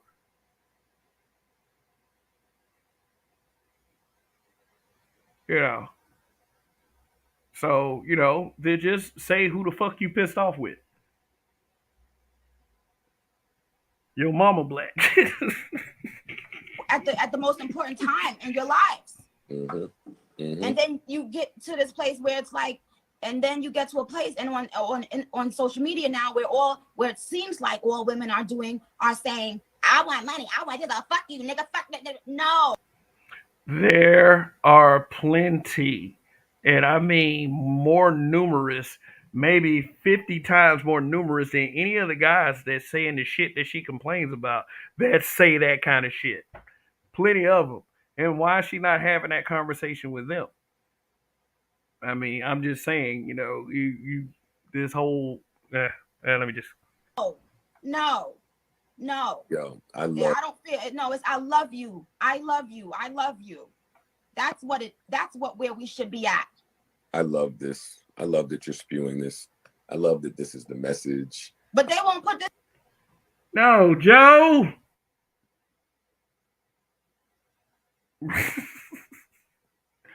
Come on, Joe. Come on, man. You're allowed to have an opinion. But she's telling black men basically what we should be saying. Since she loves black men, we should be returning that to every one of them that are on social media. And I do mean every one of them. We should be the less we should be the less critical group. That's their definition of a man. But many of us disagree with that. This on the blogs, Joe. They will only put drama and hate. You understand? So one more thing, let me just say this. Regarding what I said is, and I touched on this on an interview with Joe, how when women, when we're very insecure, we do things, whether it was insecurity. Now, I had a show a while back said your insecurity is not cute on you. Because, like, being insecure is not good. You should be comfortable in your own skin. Period. And that could be a swipe at people that don't cam up. I hope not. I'm not saying that. But don't take it as such. I'm just gonna put it out there like that. But I mean, anyone who's insecurity can also be dangerous. And I wouldn't encourage people to be dangerous, especially some of these females, because it is just was altering my body or whatever it was because of what a man said. And so Rael said bad bitches aren't supposed to be insecure. Yeah, she just kind of called her barbs out on that one. Sometimes we do things because we're insecure. When you get a little bit more, older and you're secure, you do these things for you. Mm-hmm. You get your eyebrows done, or you do your hair and you do your makeup and you put your nice clothes on and you go to the gym because it's self-care. It's needed for you. A couple of those things, I know where she's going with this, but I do agree. Yeah, go to the gym. Go to the gym. I mean, at least do that for your health. I mean, that's one of the things that you are supposed to if you do it to look good for other people, there's nothing wrong with that. But most of all, it's for your health, especially as you get older. So yeah, I agree with things like going to the gym, but all the other stuff, that's just shit that that. You understand? Do I wear certain things and do my hair certain ways for my husband? Of course. This is not about. I wasn't talking about people's fucking husband and their significant other. Who the fuck ain't going to do certain things for their significant other? Mm-hmm. I'm talking about you motherfuckers that get on Instagram and start talking about bitches' lace fronts. See, that's where she lost me right there. I'm talking about you motherfuckers that's on Instagram talking about lace fronts. How many Instagram videos you seen about dudes talking about women's lace fronts? I told you she talked about YouTube because she doesn't want to be that specific. She said TikTok, then she said Instagram. Because in the interview that she was doing with Kevin Samuels, which was her call-in show, she said TikTok. Now she's saying Instagram. No, just say YouTube. Say YouTube. Like you probably find more evidence of that on YouTube. And it usually be just like one or two things. Talking about girls lace fronts. Like shit, if I get a bad haircut, people roast it. That's just how it is. Man, I don't like I mean, if you got pink hair and it look good, if you got a pink lace front and it look good, but yeah, why can't we have an opinion? You know? But then again, this is the same generation of women that call niggas gay for preferring natural hair, and it just gets crazier and crazier. So nothing really ceases to amaze me. But what niggas can we talk about what the fuck we want to talk about? The fuck. Shut the fuck up. When y'all. So when she's saying people shut the fuck up, we can tell her to shut the fuck up too, right? Because I just got through saying that freedom of speech. Nobody's trying to stop you from saying anything, but you can say it. I'll do that. Y'all niggas want to put on a fucking lace front. Don't nobody. You ain't got don't. Oh, there it is. Oh shit. Taking swipes at masculinity because we didn't went into lace front and wig and hair weave defense. I told you guys it's unbelievable, y'all. Shit. Y'all think I be joking when I say that shit. No, I'm for real. It's unbelievable. Don't ever talk about no motherfucking body lace front. Who the fuck are you talking to? Who the fuck? Who like? Sit your dumb ass the fuck down. Yo, Nick be going off, yo.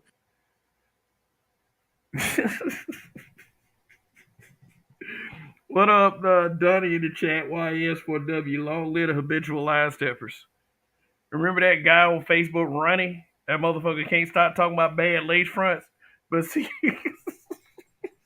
she must be talking to guys like that. But I mean, shit. I mean, he has some points. If it ain't cute, it ain't cute. Sorry. You could do this Kanye thing, I'm telling you. You could do it.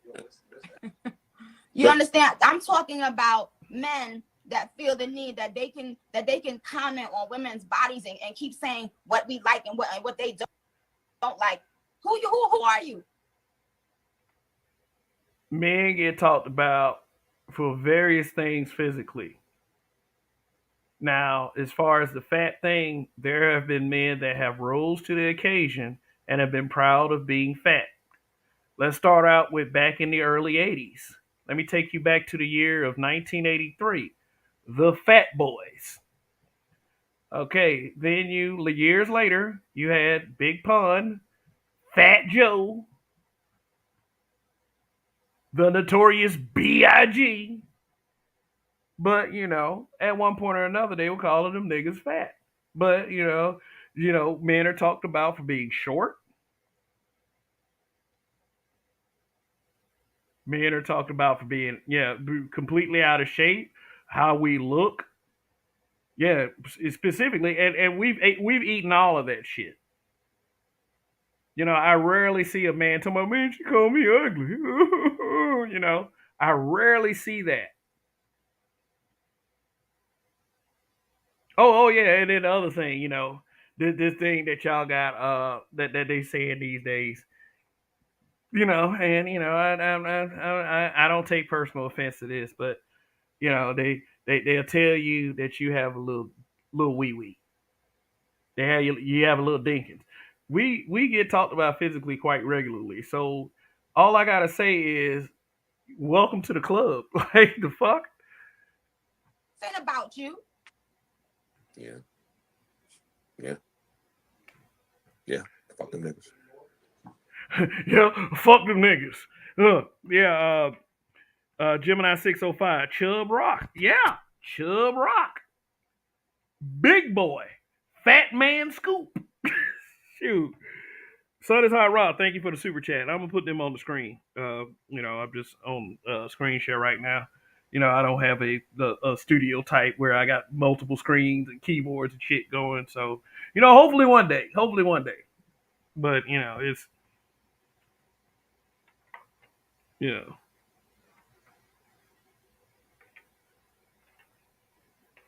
It was that Obsidian is telling brothers the same thing, Kev. What, did they got a little dick in it? What the fuck? No man. No, I'm going to put it right here. And I won't allow that shit here either. No man to tell another man that he has little dick energy. I don't want to know the size of your penis, sir. I don't. I don't care about the size of your penis. I don't care about it when the females talk about it. And I don't care to hear, especially a man to talk about it, because that's a little sus. And as a matter, and one more thing, I saw somebody put on their blog that, what is the man, Kevin Samuels, says Kevin Samuels rates Nicki Minaj. First of all, Kevin Samuels rated me, Joe, a 9, right? And they put on the blog that they tried to put the little part where me and Kevin was talking about the 7.5 and tried to say Kevin rated me a 7.5. Kevin rated me a 9. But guess what?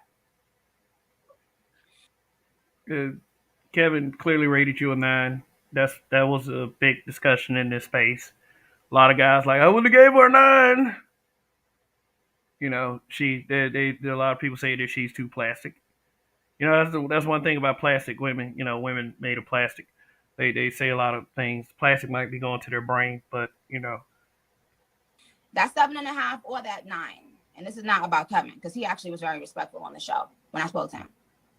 Yeah. Kevin was being respectful, as you say, and you know, as certain individuals in the Black manosphere community have said. But a lot of guys was like, you know, he took it super easy on Nicki. You know, too easy, as a matter of fact.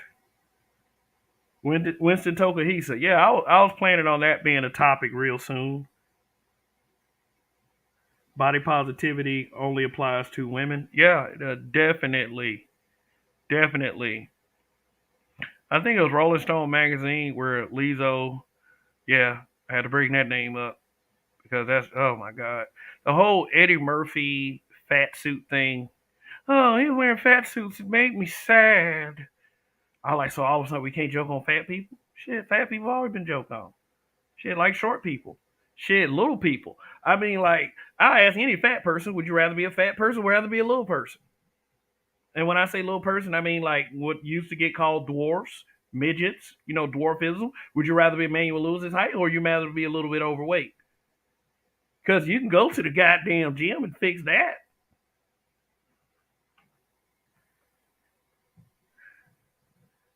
All you niggas that do that, y'all can take those ratings and shove it up your fucking assholes. Oh, look at that. Oh, God. What is with the asshole thing? Shit. Shove it good and hard and deep in your asshole. Oh my God! Now, see, intelligent people will like this interview right here.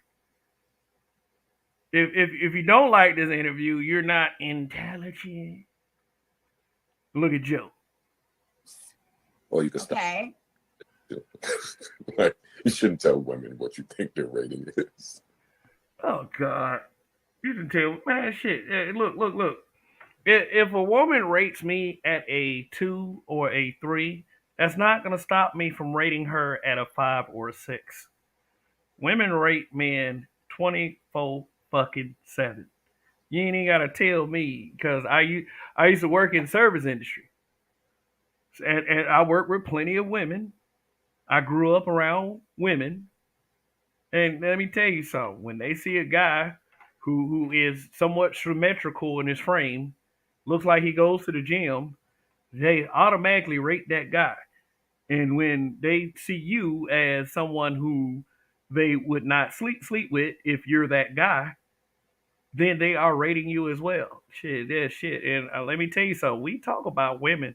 We talk about fine women in our little barbershop chats that, you know, aren't necessarily for the public listening. But yeah, we're gonna do that. And not every woman is going to make the cut, just like not every man is going to make the cut, you know, but that's up to women.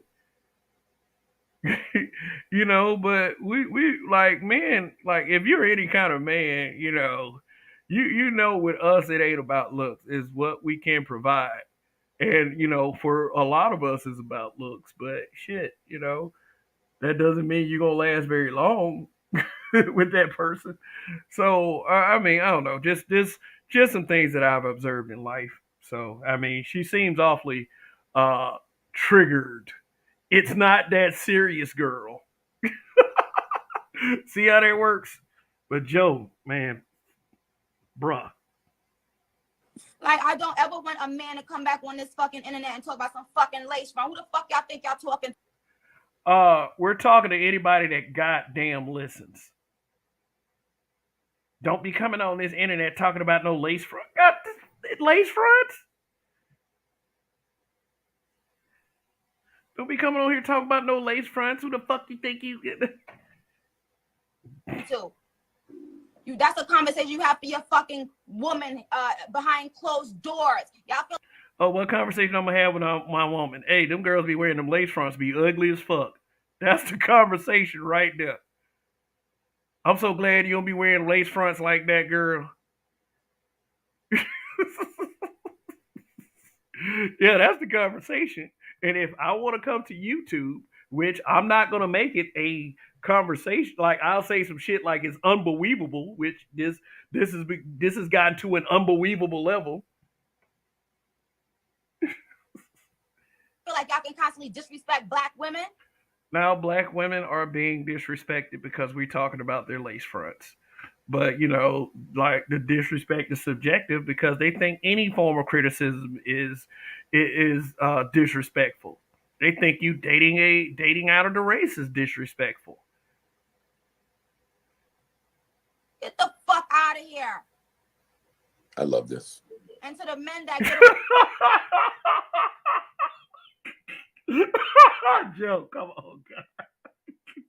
I love this. Hey, but like, let me throw a disclaimer out there. Nicki does have the right, and I've emphasized this throughout this whole reaction of what or sorts, that she is allowed to say this. She is allowed to say this. Just like you, black man, are allowed to say anything you want. And I don't believe she gets that. This whole I love you, black man thing just comes from a place of, oh, we love you, but you better not be coming up here talking about my lace front.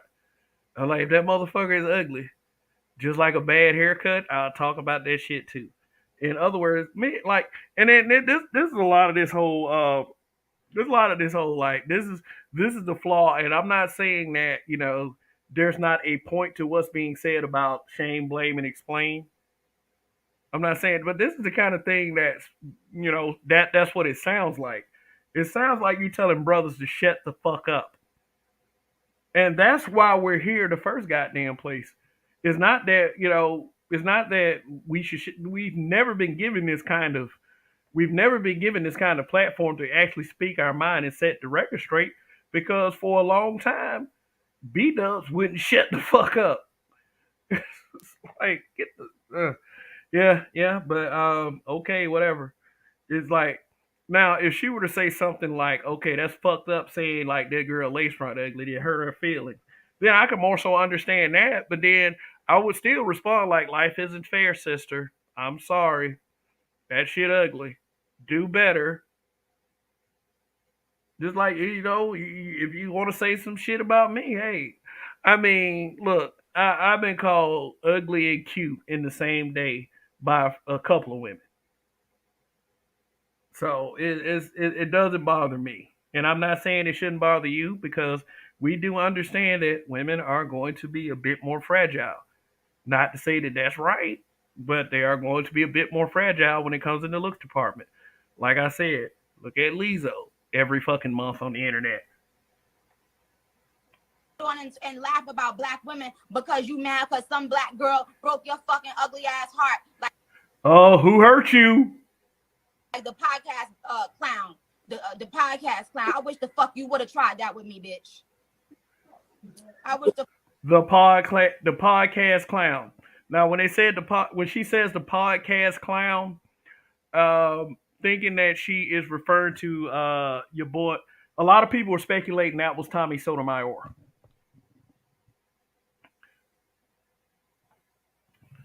But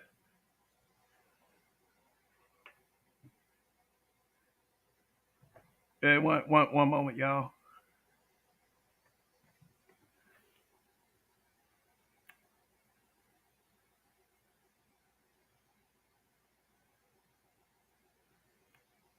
Okay, I'm back. I'm sorry, guys. The fuck you would?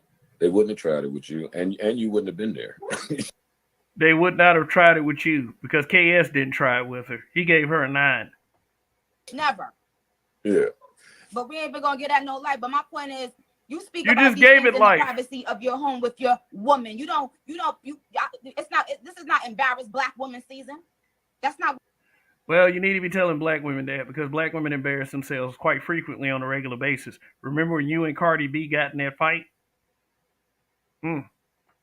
What this is? Who the fuck y'all think y'all talking to or about? Eat a dick. Eat a dick. Anyway. She said, "Eat a dick again." She said it twice this time. Make sure you heard her loud and clear.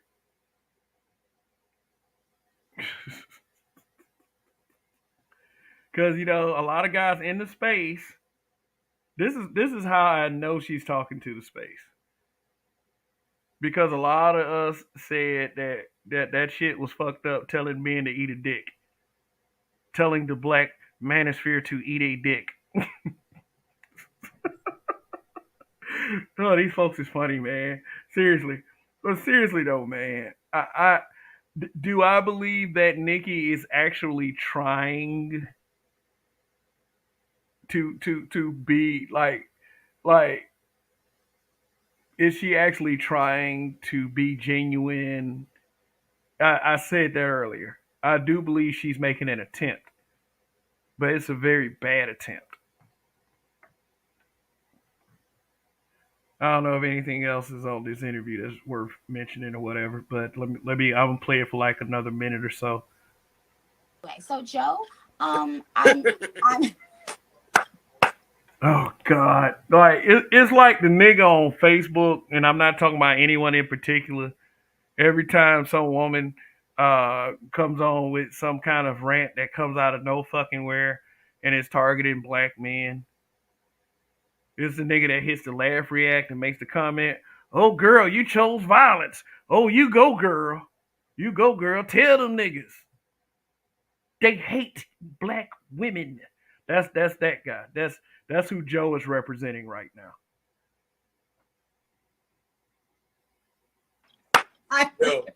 I'm really okay. So y'all, to make a long story short, Joe is releasing his interview with me tomorrow. It will be. Oh, okay. All right. That's enough. Let's go. So I'm gonna react to some of these comments. Yeah, thanks for sticking this out with me. I might have taken a little bit of time doing this. You know, I'll find a more efficient way to deliver reactions. You know, thanks for sticking it out with me. You guys are great. But certain things just gotta be said, man. Yeah, it's like we have to learn as a group of men to deal with these kinds of things in a very efficient manner. And it sounds like it was a cry for attention. Basically, it could. I mean, there's no other calls for relevance that she has to do because she's Nicki Minaj. She's had that part of her career. So the person that I blame more so for that kind of shit, and yeah, she's starting to understand the impact of how black men are treated, but she's just starting to understand. So the way she's coming off still is kind of, ignorant, kind of hood ratish, kind of goofy for real, but if I could blame anybody more so for this particular thing, I would probably have a lot more to say about Joe. And that's not me being a simp, because you should know me better than that. I'm not letting Nicki off the hook. And let me see. I saw what Indigenous TV said down there. Uh, I have a lot. Okay. Indigenous TV said she can only talk like this because Saint Suit Kevin Samuels let her off the hook. Even Bernard Riley said he took a knee.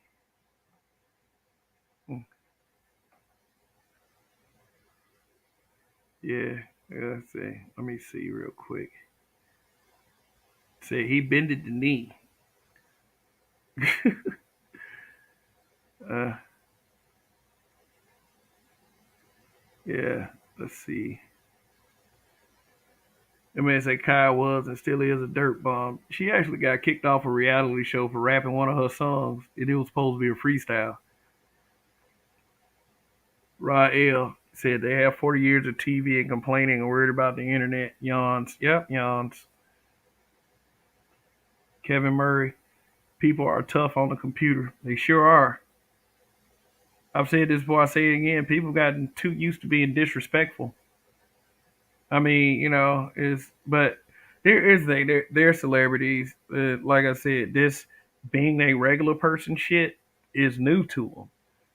The fact of the matter is not only still like the whole black man, black woman, this fabricated ass gender war.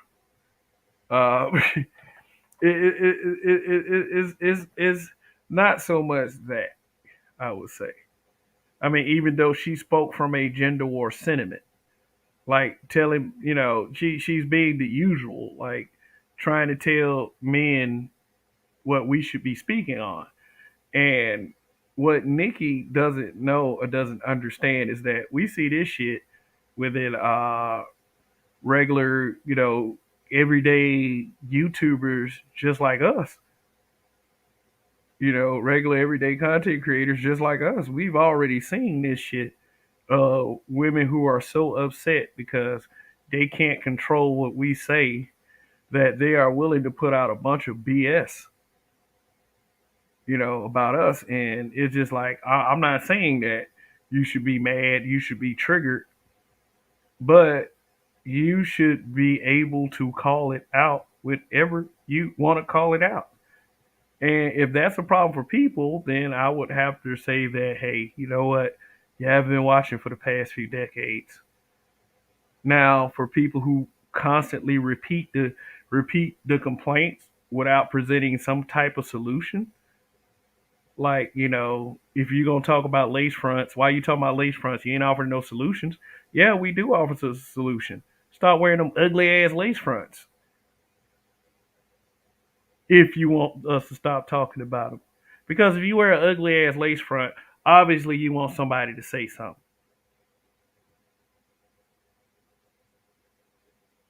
Seriously. In other words, we black men should talk, like, not that we should be able to talk about what we want to talk about. We can. And we're at the point of no return. So that's true. Like, a lot of people don't believe that. In fact, we have somebody that's pushing a narrative that, they're not protected. They're also pushing that narrative to the point where they're not protected because we are killing them at an alarming rate. That's just some triggered ass internet shit.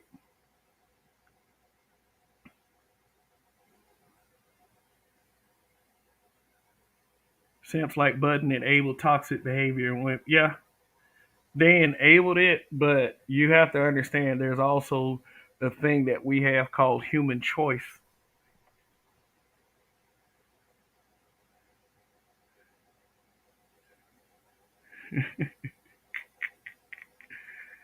Hmm. Rael, Nikki doesn't understand the environment has passed her by. She didn't talk that nonsense when Billy Ray Cyrus checked her ass over Miley Cyrus. She been blackballed ever since in the industry. Yeah, they letting the white dudes say whatever the fuck they want to say. Damn, she got checked by Iggy Briart too.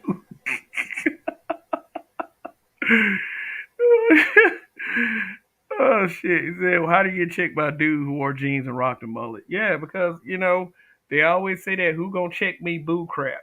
You know why they're able to do that to black men? Because we've let them get away with it, and we don't have to be violent with them. We could just be, that ruthless nice guy that Roger talks about so much and has gone into great detail explaining to you guys. Shout out to the Roger Report.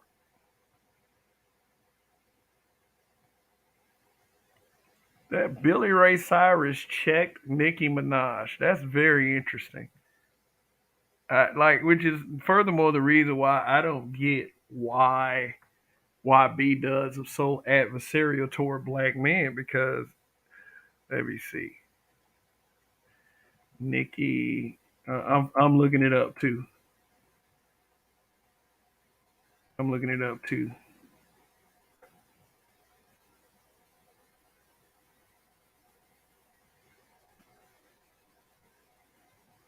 Billy Ray Cyrus.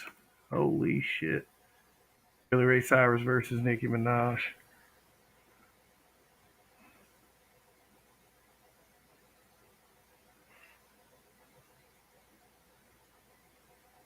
Yeah, just one moment.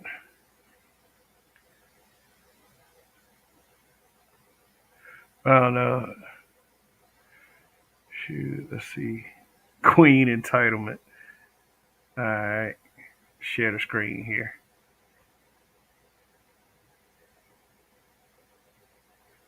The things. Okay, that sounds like that's got either feminist or soy kind of feel. Written by guy Maurice Cassidy. Click on it, see if they got a picture of this guy. No, that's not him. But they don't have a picture of him. I like to check into who wrote certain think pieces just so I get an idea of what kind of mentality it is coming from. Here's why fans think Billy Ray Cyrus allegedly got Nicki Minaj blackballed. Fiasco between Cyrus and Minaj is far from, yeah. See, it's insane to think that Nicki Minaj and Miley Cyrus, who were once on good terms with each other, haven't seen eye to eye, and blah, blah, blah. While Cyrus has always shown, okay,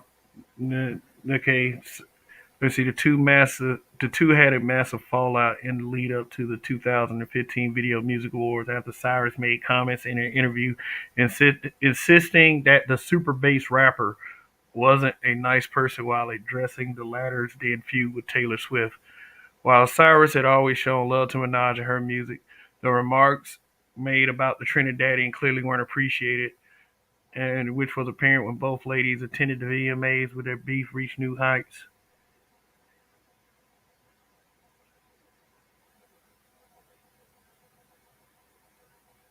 Okay, said she won Best Hip Hop Video.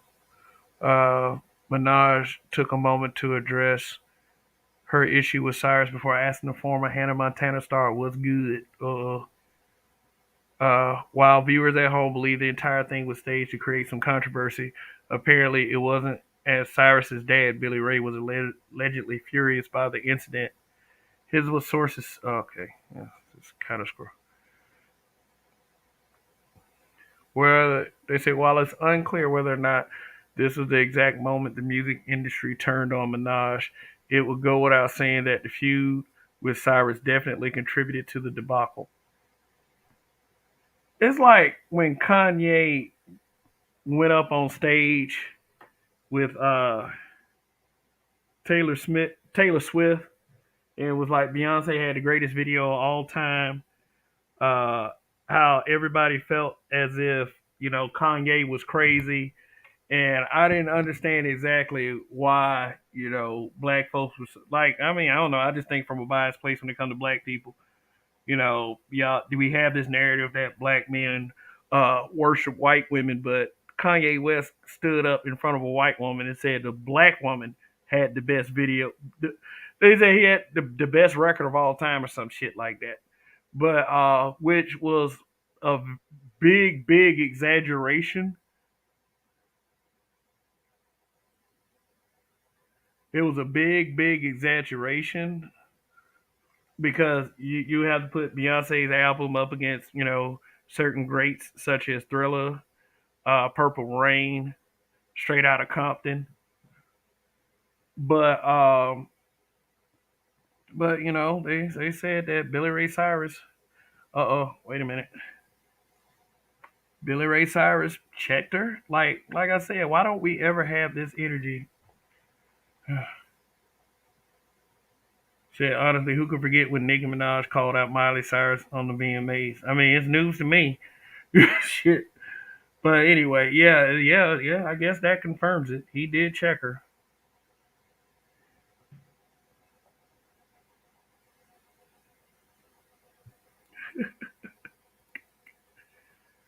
Shit. So damn, I've been on for 2 hours. The fuck? I guess time flies when you're having fun. So god damn. Let's see. All right, just hold on one second. Like wow.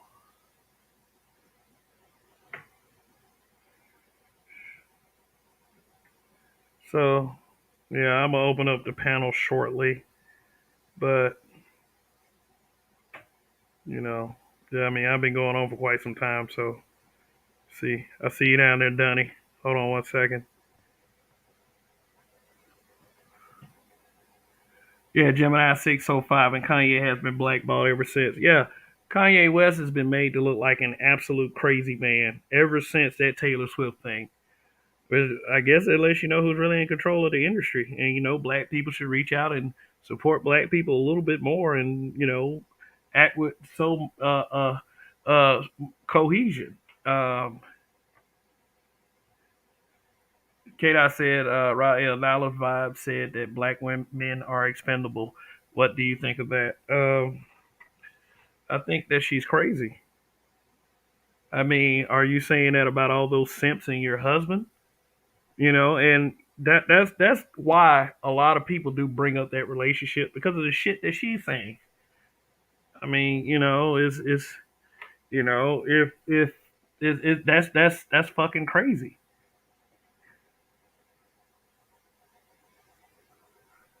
And Donnie says Nicki Minaj took a hit with that. What killed Nicki Minaj was her marriage.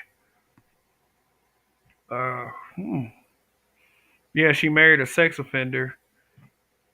Okay. It's three things that happened. Number one, she married a registered sex offender, or a sex offender that actually got arrested because he refused to register as a sex offender. Number two, she tried to defend her sex offender brother. Number three, she went on some public rant about there have been cases of COVID that contributed to penis, like not penis shrinking testicles.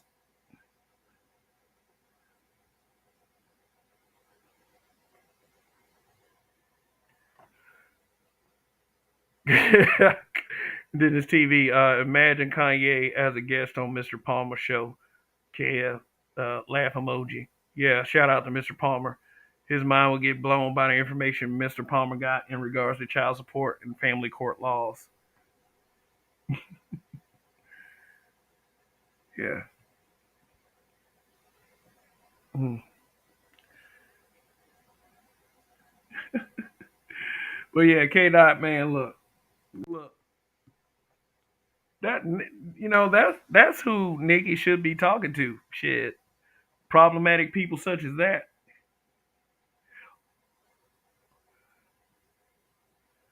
So does Hot Rod. He might have been blackballed, but he's a billionaire now. Being blackballed from an industry doesn't necessarily mean your pockets will be low. Oh yeah, that exactly. Yo. What up, Donnie? Yo. Yeah, So from what I know about that whole Nicki Minaj being on the outs with the industry is it had a lot to do with her husband.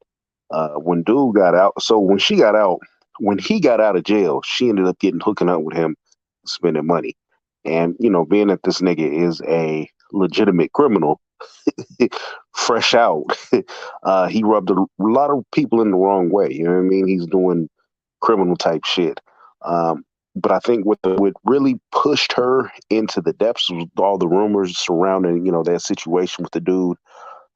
Granted, so he was convicted of rape, and I saw an interview not too long ago with the woman that he allegedly raped, and it sounded pretty violent. But um, basically, what she was alleging is Nicki Minaj was sending people over there to try and get her to recant her story, and so that they can have a trial or a case to go back and exonerate the dude.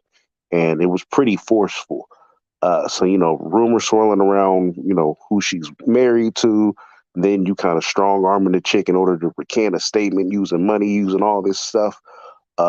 It's not a good look. And then most recently, this nigga had a court case because he's out in Calabasas, wherever the fuck they live at, and he didn't register as a sex offender in that neighborhood. Now he got to go sit down in front of the judge. Motherfuckers don't even want to be bothered with that kind of energy.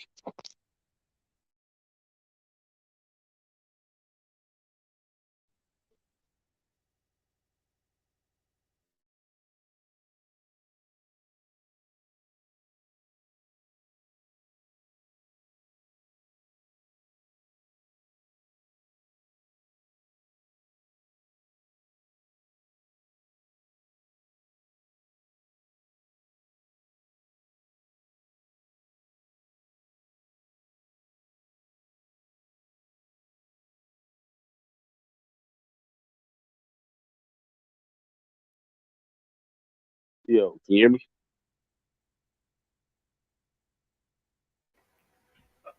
Oh, I can hear you. Oh, I said, issues like a motherfucker over here. yeah. I don't know if anybody heard the last stuff I said because I kind of muted out for a second. Yo, But yo, can you hear me? yeah, I can hear you. Can you hear me? Hello, Donnie. All right, yeah, there you go. Can you hear me? Yeah, I can hear you. All right, cool. Did you hear anything I said earlier? Yeah, I did. All Oh, right. okay. So I was saying that yeah, there was a lot of factors that contributed to Nikki losing her career. Like I said, number one, yeah, her husband. Number two, her brother. Oh And yeah. yeah, her brother, and yeah, she went through the ringer trying to defend him, saying that she was being extorted for money. But uh, I mean, that one sounded pretty grisly as well.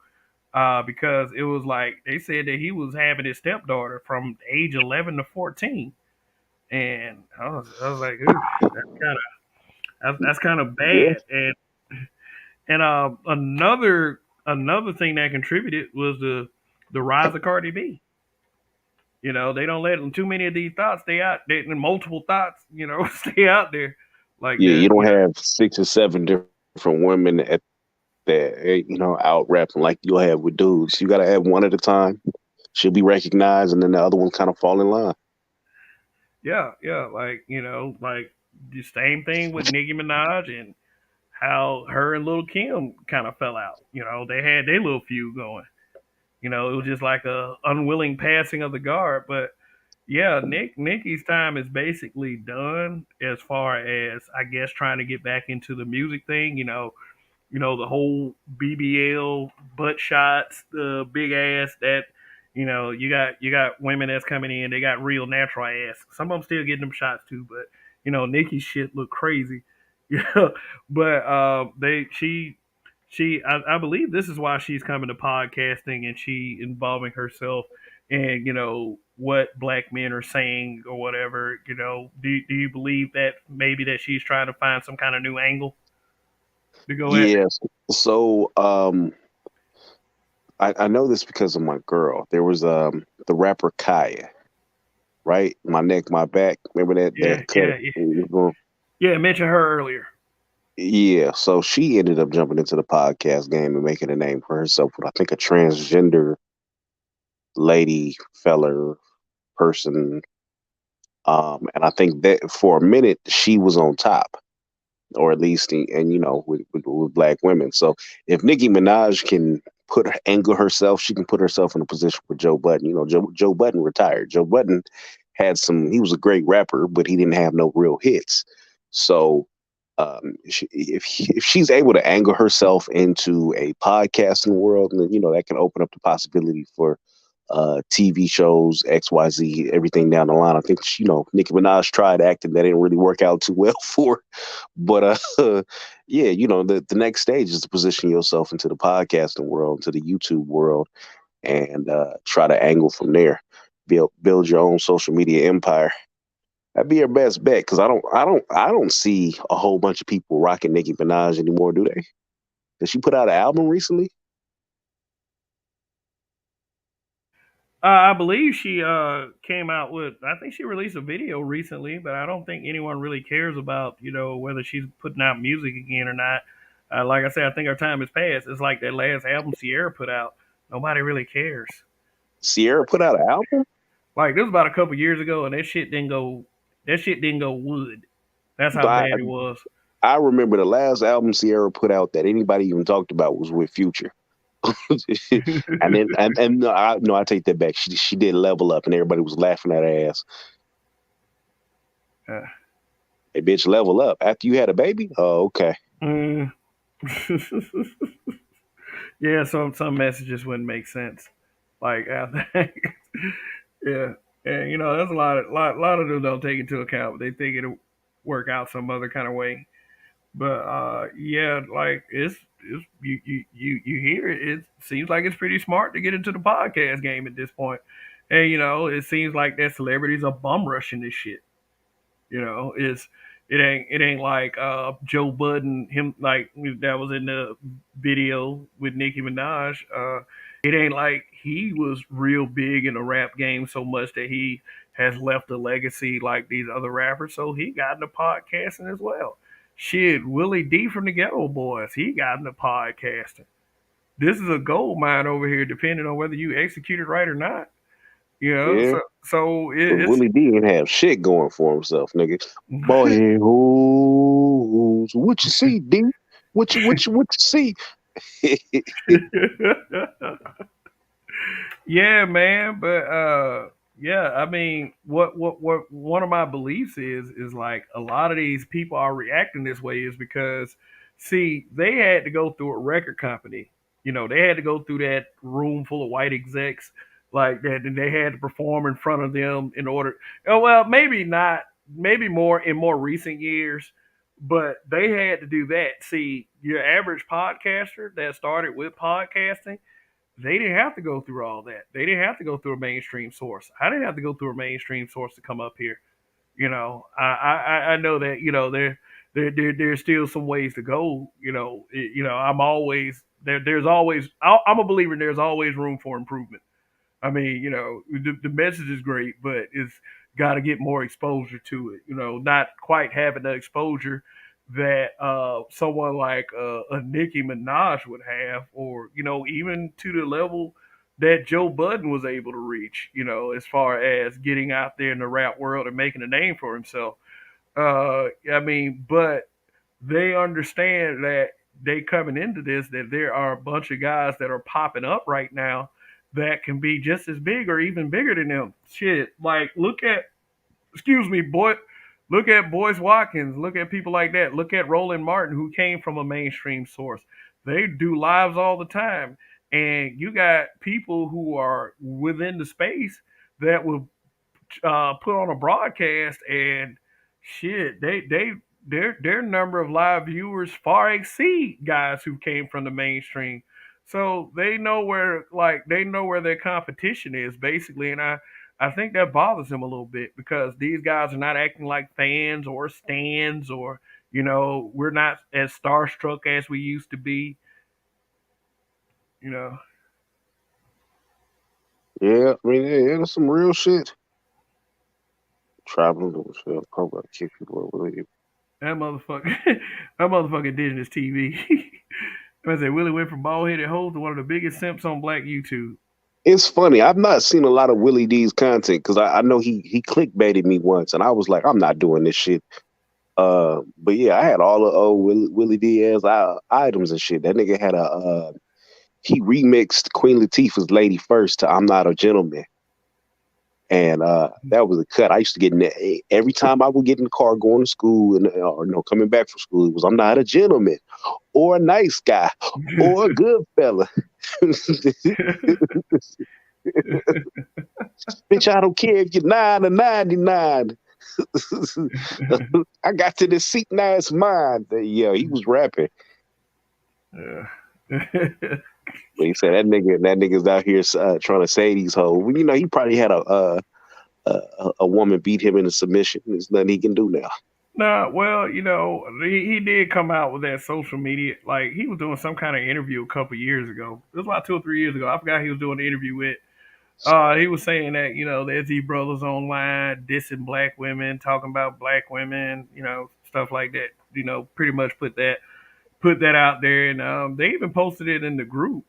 You know, and you know those people that actually agree with what he was saying, and he didn't speak from a place of, you know, maybe what a lot of these brothers saying is true. You know, it was the same basic shit. You know, these brothers act like they heard. It's the same fucking playbook. These guys act like women hurt them in high school. Like, he's on that shit. So I can pretty much verify that. Yeah, but you know, he is an older dude, and you know, I'm not really trying to make excuses for him, but you know, when you look at Ronnie Jenkins, prime example, Ronnie Jenkins may be saying some shit that's true, but it's Ronnie Jenkins. Yeah. Is Ronnie Jenkins. That's a tragic Yeah. ass nigga. So sometimes when you know, even though the message is true, it's the messenger. Uh, and you Yeah. know, I get it because it's a lot of things wrong with our community, black women in particular, right? There's a lot of flaws that you can point out, and then, you know, there's also some positive things there. But when you have certain individuals display the message, you tend to tune out the message because you be looking out who the fuck is giving it to you. You know, if a motherfucker, a homeless man is giving you stock advice in the middle of the street, you have a tendency to be like, "Oh, this nigga's crazy." I don't. It might even be some great stocks he's telling you to invest in. Yeah, you need to go look at this. You know, in the next 20 years, Mac is finna blow up. Better get on this shit. You be like, man, you can get the fuck out of my face. No, I'm not giving you $1, Playboy. Yeah. And I mean, like, I'm not gonna say that I totally disagree with Willie, but he was on some bull. Yeah, he be on some bullshit sometimes. Uh, but yeah, about that. Yeah, you're right though. I can't agree with that. And sometimes it do be the messenger. It's like, you know, if someone tells you about being in shape, but they, you know, or how to get in shape, or how to be in better shape, and they look like Lizzo, then yeah, that's probably not the person that you want to take advice from. So yeah, I do get it in that sense. I'm just saying sometimes he do be on some bullshit. You know, I mean, like, he's one of them old niggas that be telling, man, like, man, you gotta know how to handle these, bro. You know, you don't say nothing, man. Don't like kind of like Steve Harvey. Don't say nothing to him. You know, that's actually the topic for tomorrow night. Neutered Steve simpy Harvey black men. niggas. Yeah, that kind of tragic shit. But yeah, I do get it. Like, with the really crazy guys, and these guys, you know, we're not afraid to call these guys out. You know, we don't have this little air of favoritism, no, or like we don't know how to call bullshit, because, you know, it's a lot of this is about calling bullshit so we can improve upon it. You know, is not, but you know, it no one's safe. No one, nothing is above criticism.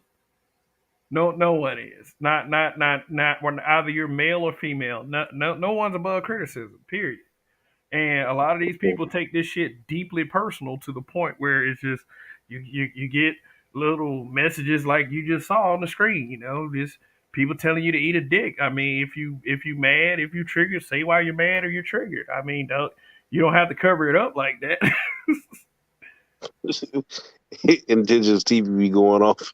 He said Willie been red pill about women for too damn long to suddenly be the opposite. He panders.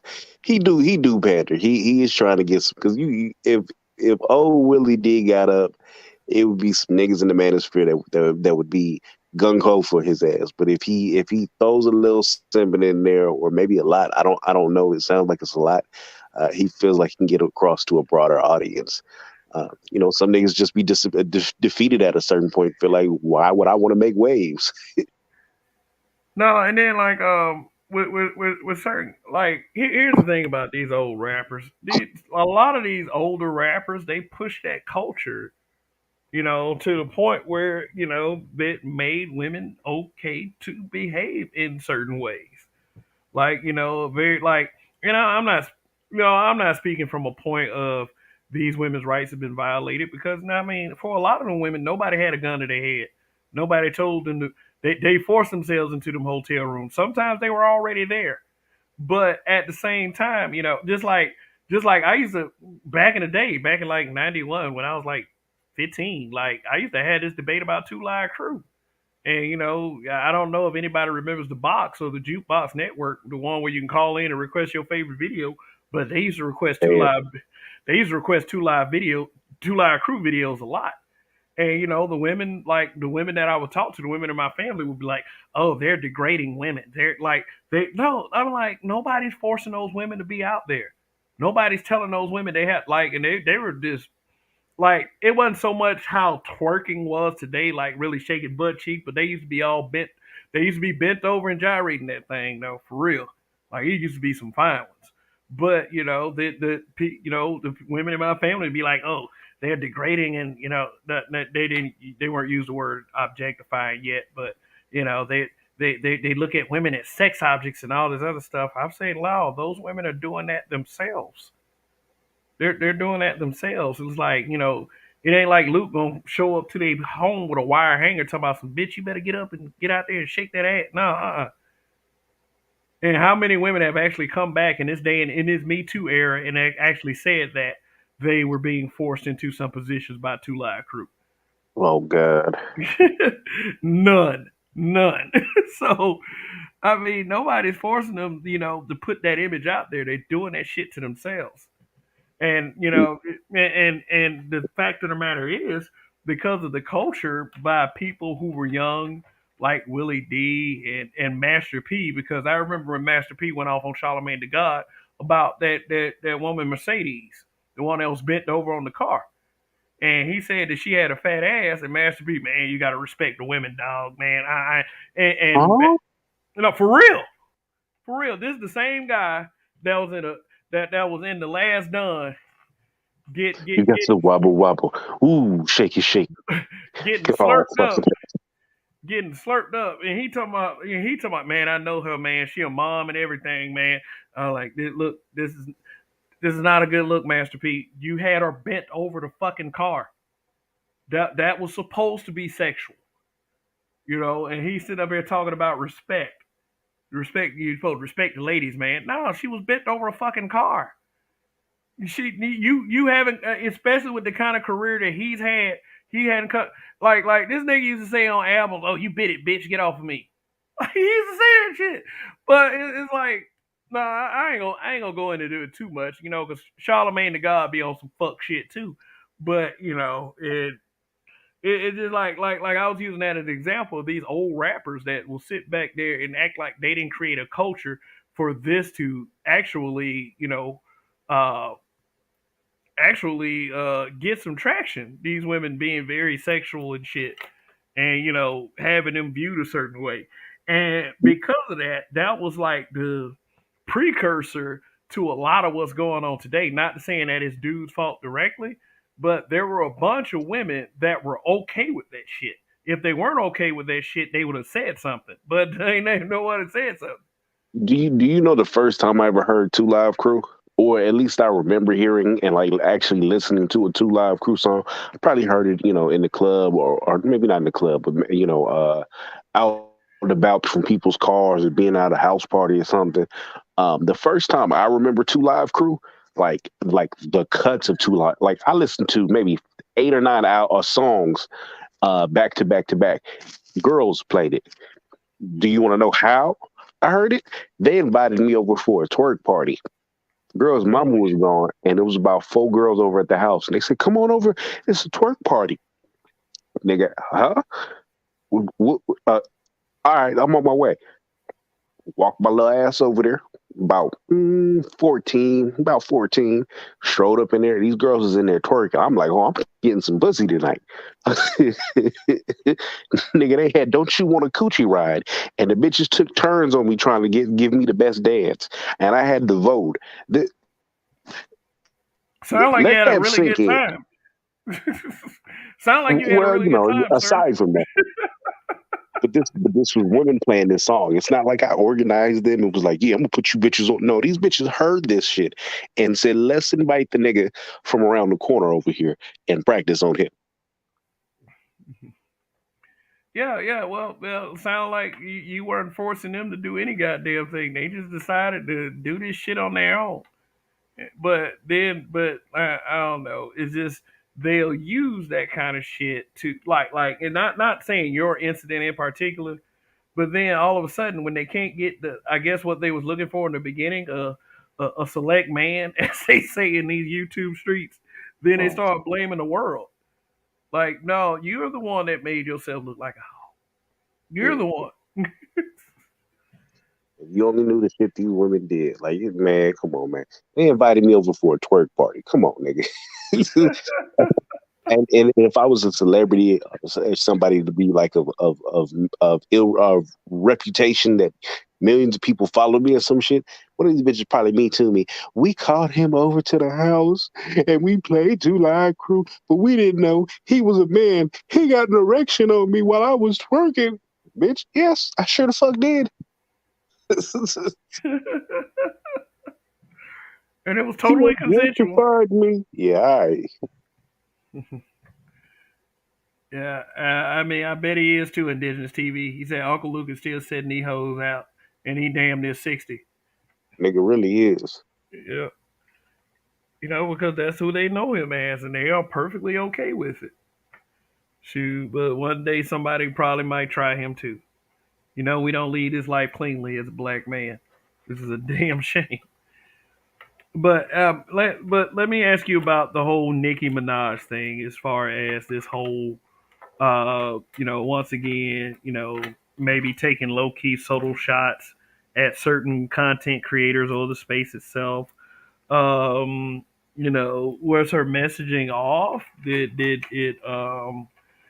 did you agree with my assessment? Did you disagree with anything I might have said, or not even so much disagree, have a different take or whatever? I mean, what did you believe? What did you think about it? Well, I didn't catch it all, but for the most part, I think that it's a clout run. It's a way for her to bring her content to the masses, to get the sister girl army on her side, to get the shining, the white knights or the Negro knights on her side, and this is the way she's going to seek attention. She's probably going to say something to people she feels is going to be at the head of the I guess the dragon, right? So she's going to say something probably to Tommy Sotomayor or maybe the Fresh and Fit, and she's going to ride this wave as far as she can ride it, because her music career ain't popping. So she got to do something to stay afloat. Man, name 5 good Nicki Minaj songs. She had let me think. So I know she's had some pop records, but I used to really think the bitch was bad back when she was on Cash Money in the mixtape era. And I know because every time I got in the car with a bunch of females, they was playing this shit, and the bitch was talking super reckless, but these hoes was following in pursuit and doing shit in order to play like they was Nicki Minaj. So they would twerk and do little slick shit. And anytime I knew I was getting in the car with 1 or 2 females and they was playing Nicki Minaj, one of the bitches was ready to go. So a Nicki Minaj, in my opinion, Phenomenal artist. Phenomenal. Phenomenal. Bitch, you for years you let me know which hoes was with it. So I thank you. I salute. Right. That's a glass half full kind of deal right there. So, it's not all bad. But do you believe that maybe the mentality that she set forth into these younger women paved the way for Instagram thoughts and TikTok booty shakers, as she did mention Instagram and TikTok in the interview, but she said that black men, well, this is not embarrass black women season. They use TikTok and Instagram to talk about women's lace fronts, and she acted very triggered by that. Yeah, I have the right to talk about a bitch fucked up hairline because she's wearing a raggedy ass wig from the corner store. Yeah, I have every right to do it. The problem is the of them for who they are no matter what. Therefore, you don't have the right to speak on it. But if if it's on the other foot, the shoe's on the other foot. Oh, nigga, you fat. Oh, nigga, your beard don't connect. I don't know. Your hairline is pushed Yeah, back. So yeah, I hear the hairline one a lot. yeah. Your So hairline. it's some silly shit. I've seen it all. I've heard it all. It's some. And don't forget you're short, and then the speculation of a little wee wee. Yeah, you're short. Your dick is little. Nigga, you broke. All this goofy You're shit. Yeah, broke, yeah, you yeah. broke. So, All. so we know what that's like. Don't worry. We know what you're talking about. But again, no one is above criticism. So if you don't want nobody, Women. you don't want nobody talking about lace front. Don't wear ugly ass lace front. Shit, somebody gonna say something about it. If not a man, definitely a woman. Like that's another thing I don't get. Women talk about women the fucking worst, like the absolute worst. It's worse than what any man can say. Yet and still, we come up with this whole TikToker guys on Instagram talk about lace fronts and what guy, what famous Instagram guy talking about lace fronts? Now I know KS is on Instagram, you know. I know he is. I mean, but she had already clarified that Kevin Samuels was, he was very respectful with her, so she couldn't be talking about him. But who's on Instagram talking about lace fronts? Who's on TikTok talking about lace fronts? Yeah, I haven't seen it, but as far as the girls on there with this thought culture, they was headed there long before Nicki Minaj. We had Lil Kim talking about she could swallow a Sprite can. Um, you had Foxy Brown talking about getting her ass ate on every yeah, other song. yeah, the chick Jay-Z was fucking when she was 16. Who else?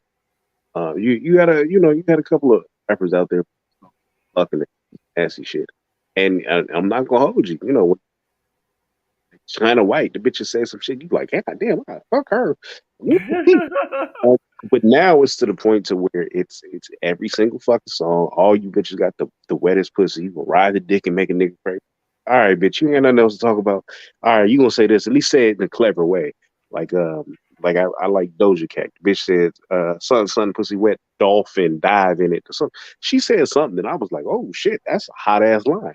She wasn't doing nothing but talking the same shit all these other bitches talk about, but it Yeah, was at least clever. And she said it. yeah. I ain't gonna lie, Doja Cat be having some good beats on her shit sometimes, but she's also one of those ones that say that stuff like if you can see it from the front, you can hit it from the back. So, uh, you can only speculate on what that means. But look at Donnie, Indigenous TV. He says, Donnie, if a chick giving dome and the wig come off when she lift her head up, that gives me every right to flame her ass. Nick, I couldn't even imagine having a bitch suck my bitch in the head.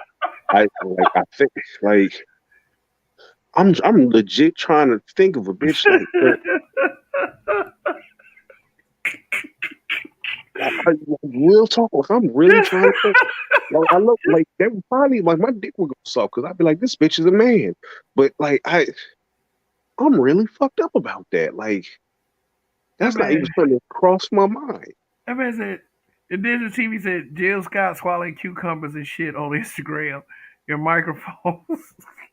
Yeah, yeah. Yo, bitch, what was the purpose of that? Can somebody answer to me what was the purpose of that? And your ass was on what was the Tyler Perry movie, Marriage? And then she was like, So "You're why did fat." I get married? Yeah, no, it was. How did I get married? Okay, yeah, it was with that bitch, and she was uh, I was like, okay, she's trying to get some respectable roles. Jill Scott, she's out here singing soul songs, and I didn't hear nothing from Jill Scott. I think she done some acting gigs and some shit here and there. Nothing from Jill Scott. All of a sudden, Jill Scott popped up on my timeline, fully deep throating a microphone. Bitch, what is going on? Singing Crown Royal. Yeah, I tried to do a video on that when it happened, but I didn't have the screen record figured out yet. So, but So, but it was like, yeah, yeah. I mean, I get the point, man. No one is denigrating these women. These women are getting out here and doing this shit themselves. Like, and then act like that when a man say, "Hey, nice tits," or "I sure like I sure would love for you to smile like a donut for me like that." Then all of a sudden, it's something wrong with that shit. But uh, yeah, digging the Stevie. not. He said Doja Cat's too busy fucking Proud Boys. Listen, let me tell you, when Doja Cat came out with that Moose song, I was on a mission. I was gonna fuck that bitch. I'm not gonna hold nobody. My wife know. I like listen. I was on a mission to fuck Doja Cat, and I was all for it, nigga. I wanted that. She was a little chubby bitch too. I listen. She was gonna get that dick, and then I heard about like, nah, she's got a white boyfriend. What? White boyfriend? And the shit broke my heart because I saw the clips where she was on there basically debasing herself for the white boys online, saying a little slick shit. I was like, oh no, Doja Cat's a bad one. You know what? Maybe if I knock it down one time, I could bring it back to the light side. And then I seen this bitch on Dave a couple months ago. I don't know if you've seen that show with the white rapper Lil Dicky. Look, what are you talking about? His show? Yeah, he's got a show. The show's pretty funny, but Talking about Dave? Yeah, Yeah, he ended up. I've heard of the show, but I've never watched it. Kid Cudi's in that show too, isn't He might have been on an episode he? or two, but yeah, it was fuck. He was basically flirting with Doja Cat, and that bitch was going hard trying to flirt with this corny ass white boy. I said, "Oh, it's on TV, it's on film." Hmm. At the time, I was trying. I was doing everything I could to get her to San Francisco and try to run into that bitch.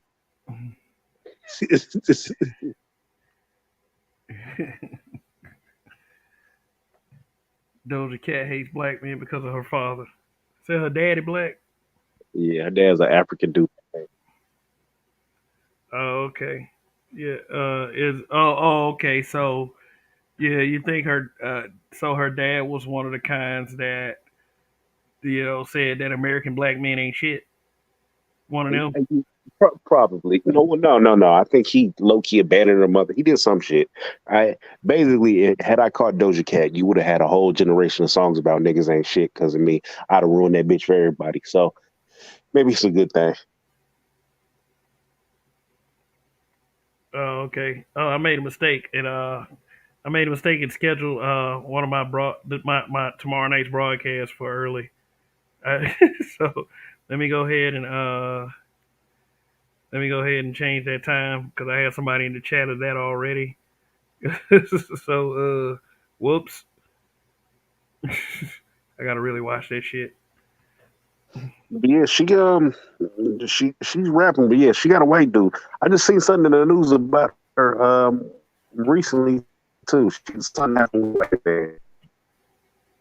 Okay. I think she dating some weirdo white man. Who knows?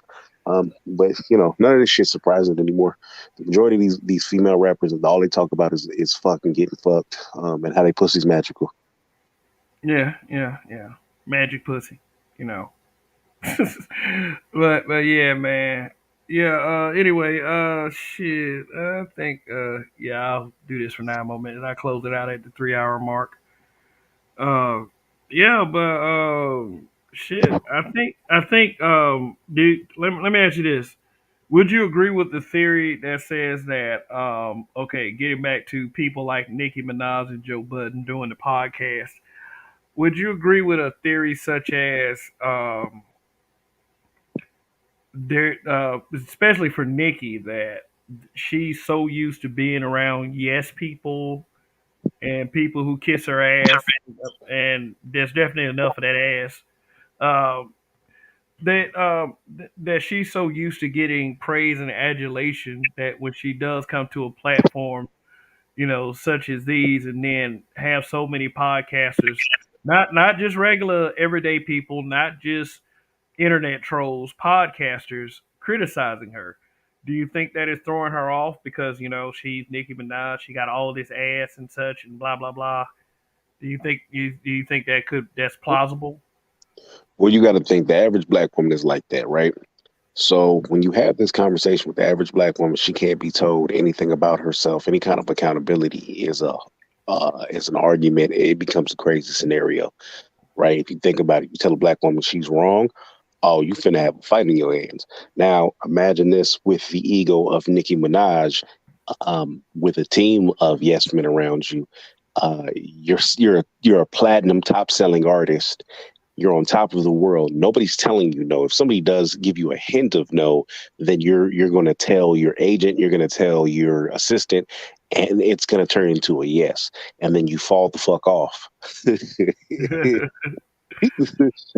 And be in a position of regular bitches with a little bit of money. You're not going to take that well. uh, yeah. Yeah, not at all. Cause see, we're supposed to be all starstruck and shit. Oh my God, it's Nicki Minaj. Oh my God, it's Joe Budden. Oh my God, I don't know, Brian Dennehy. You But said Brian Dennehy. you know, Nah, these niggas is these niggas are, especially the rappers, these people like Lil Wayne. I met Lil Wayne maybe 3 times now. Um, I, he's a trick like anybody else. He goes out here, spends all his money, does all this crazy shit. But when people look at him, you just think he's got the golden touch. No, the nigga can just rap. He's got money. He's spending the money. So of course he's got a bunch of bitches attracted to him and running all around him. And he's that man. When it comes down to it, he's man, you know. man, you borged all through that, man. Well, yeah, basically, Lil Wayne has, he's an embarrassment, and the money is what got him into that position. He forgot who he was as a man. Okay. Uh, yeah, man. You about borged through that whole thing. All right. So that was like the. Oh shit, he dropped off. But shout out to the Bloggers Purge show. Yeah, I just looked up your channel. I see you over there doing your thing. So thanks for stopping by. Donnie's back. Yeah, let me just cap it out. Wonderful show. Long live the habitual line steppers. Oh, okay. So yeah, that's final statement from Donnie. All right. So yeah, we are near the 3 hour mark. Indigenous TV asked me, ever seen San Santana? San Santana is a member of season 5, 9, and 10 of Love and seasons 5, 9, and 10 of Love and Hip Hop New York. Oh shit. The bitch is bad. I think that's Joe Budden's baby mama. On yeah, it's his baby mama. She's bad, but it's all niggas be making bad choices with these bitches. They look fucking phenomenal. Um, Piss poor fucking attitudes, and niggas be trying to wife them up. I do not understand it. Yeah, I'm looking at her right now. Yeah, she got it. She pretty fine. Yeah, I'll say that. That man said, "Damn, Donnie sound like an '80s Apple computer." Nigga, don't you disrespect the dial up, nigga. That man said Roger Troutman Mike.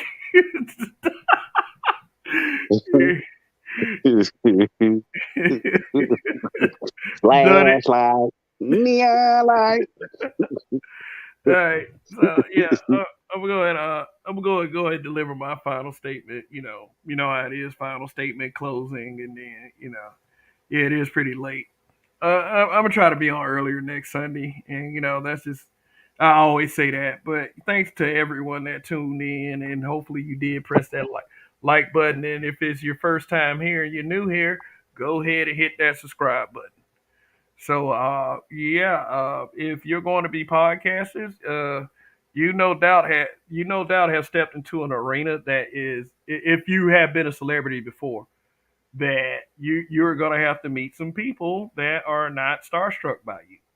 And you're gonna have to say what is bothering you and what is triggering you, which is nothing wrong with that. But the things that I saw wrong with her and what she was saying is basically I guess she's had been surrounded by so many simps that she's quite used to telling black men what to do, and that shit is not cool. Period. Because it's like we don't want bitches in our lives that do that shit. Especially after not having a voice for so many years, or at least a legit voice, because they would throw niggas like Martin Luther King in front of you, and then everybody, believe, oh, we should follow that peaceful, taking shit route, which is a lot of what I'm going to discuss tomorrow night about this whole taking shit route that we that we seem to think that black men are supposed to do, is to ignore every fucking thing that comes at you and take it on the chin.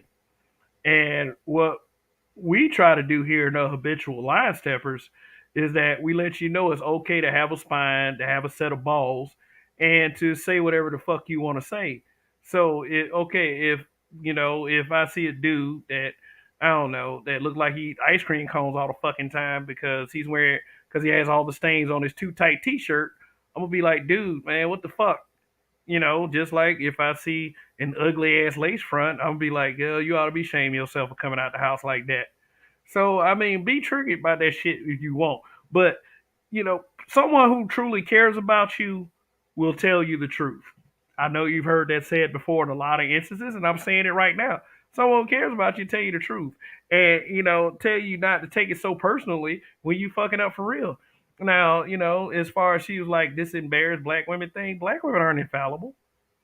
They are they are creatures of habits, and it seems like those habits aren't very good. And what I'm trying to say, at the end of the day, is do whatever the fuck you want, but there's going to be some consequences when those things aren't very good or even like unattractive. It's men have taken this shit for very long, and what do? We've made adjustments and we've done our best to be polite with you, but we're in the era right now where people aren't being polite anymore. So if you're giving me brutal honesty, I feel like that I have the right to give you brutal honesty, and I do. And at the end of the day, I'll say what the fuck I want to say, as long as it isn't disrespectful. And telling you have an ugly lace front is not disrespectful, especially if that lace front is ugly. See, we live in an era where people will tell us that we belong to the milk and cookies community, that we will be called gay as an insult if we tell women that we like and prefer natural hair. And, a lot of people don't like for us to use this, but I'm going to use it anyway. That's why a lot of these dudes around here saying where the white women at is because of the fucked up ways that we're treated every time we give a true and honest opinion. And people like Nicki Minaj needs to realize that courtesy isn't just for her and people like her. And Joe Budden, please stop the simping, man. That is a horrible look. So anyway, I'm out this bitch. Thank you once again for tuning in. You guys, especially you guys every weekend, and even for some of you that can tune in every now and again. You guys are super loyal, and it's motivating to see you guys come around as much as you do. So anyway, that's it. It's late as fuck. This is Kev. This is Black Men Being Brutally Honest. Thank you, Donnie, for stopping by. Long live the habitual line steppers. I am going to win. Goodbye.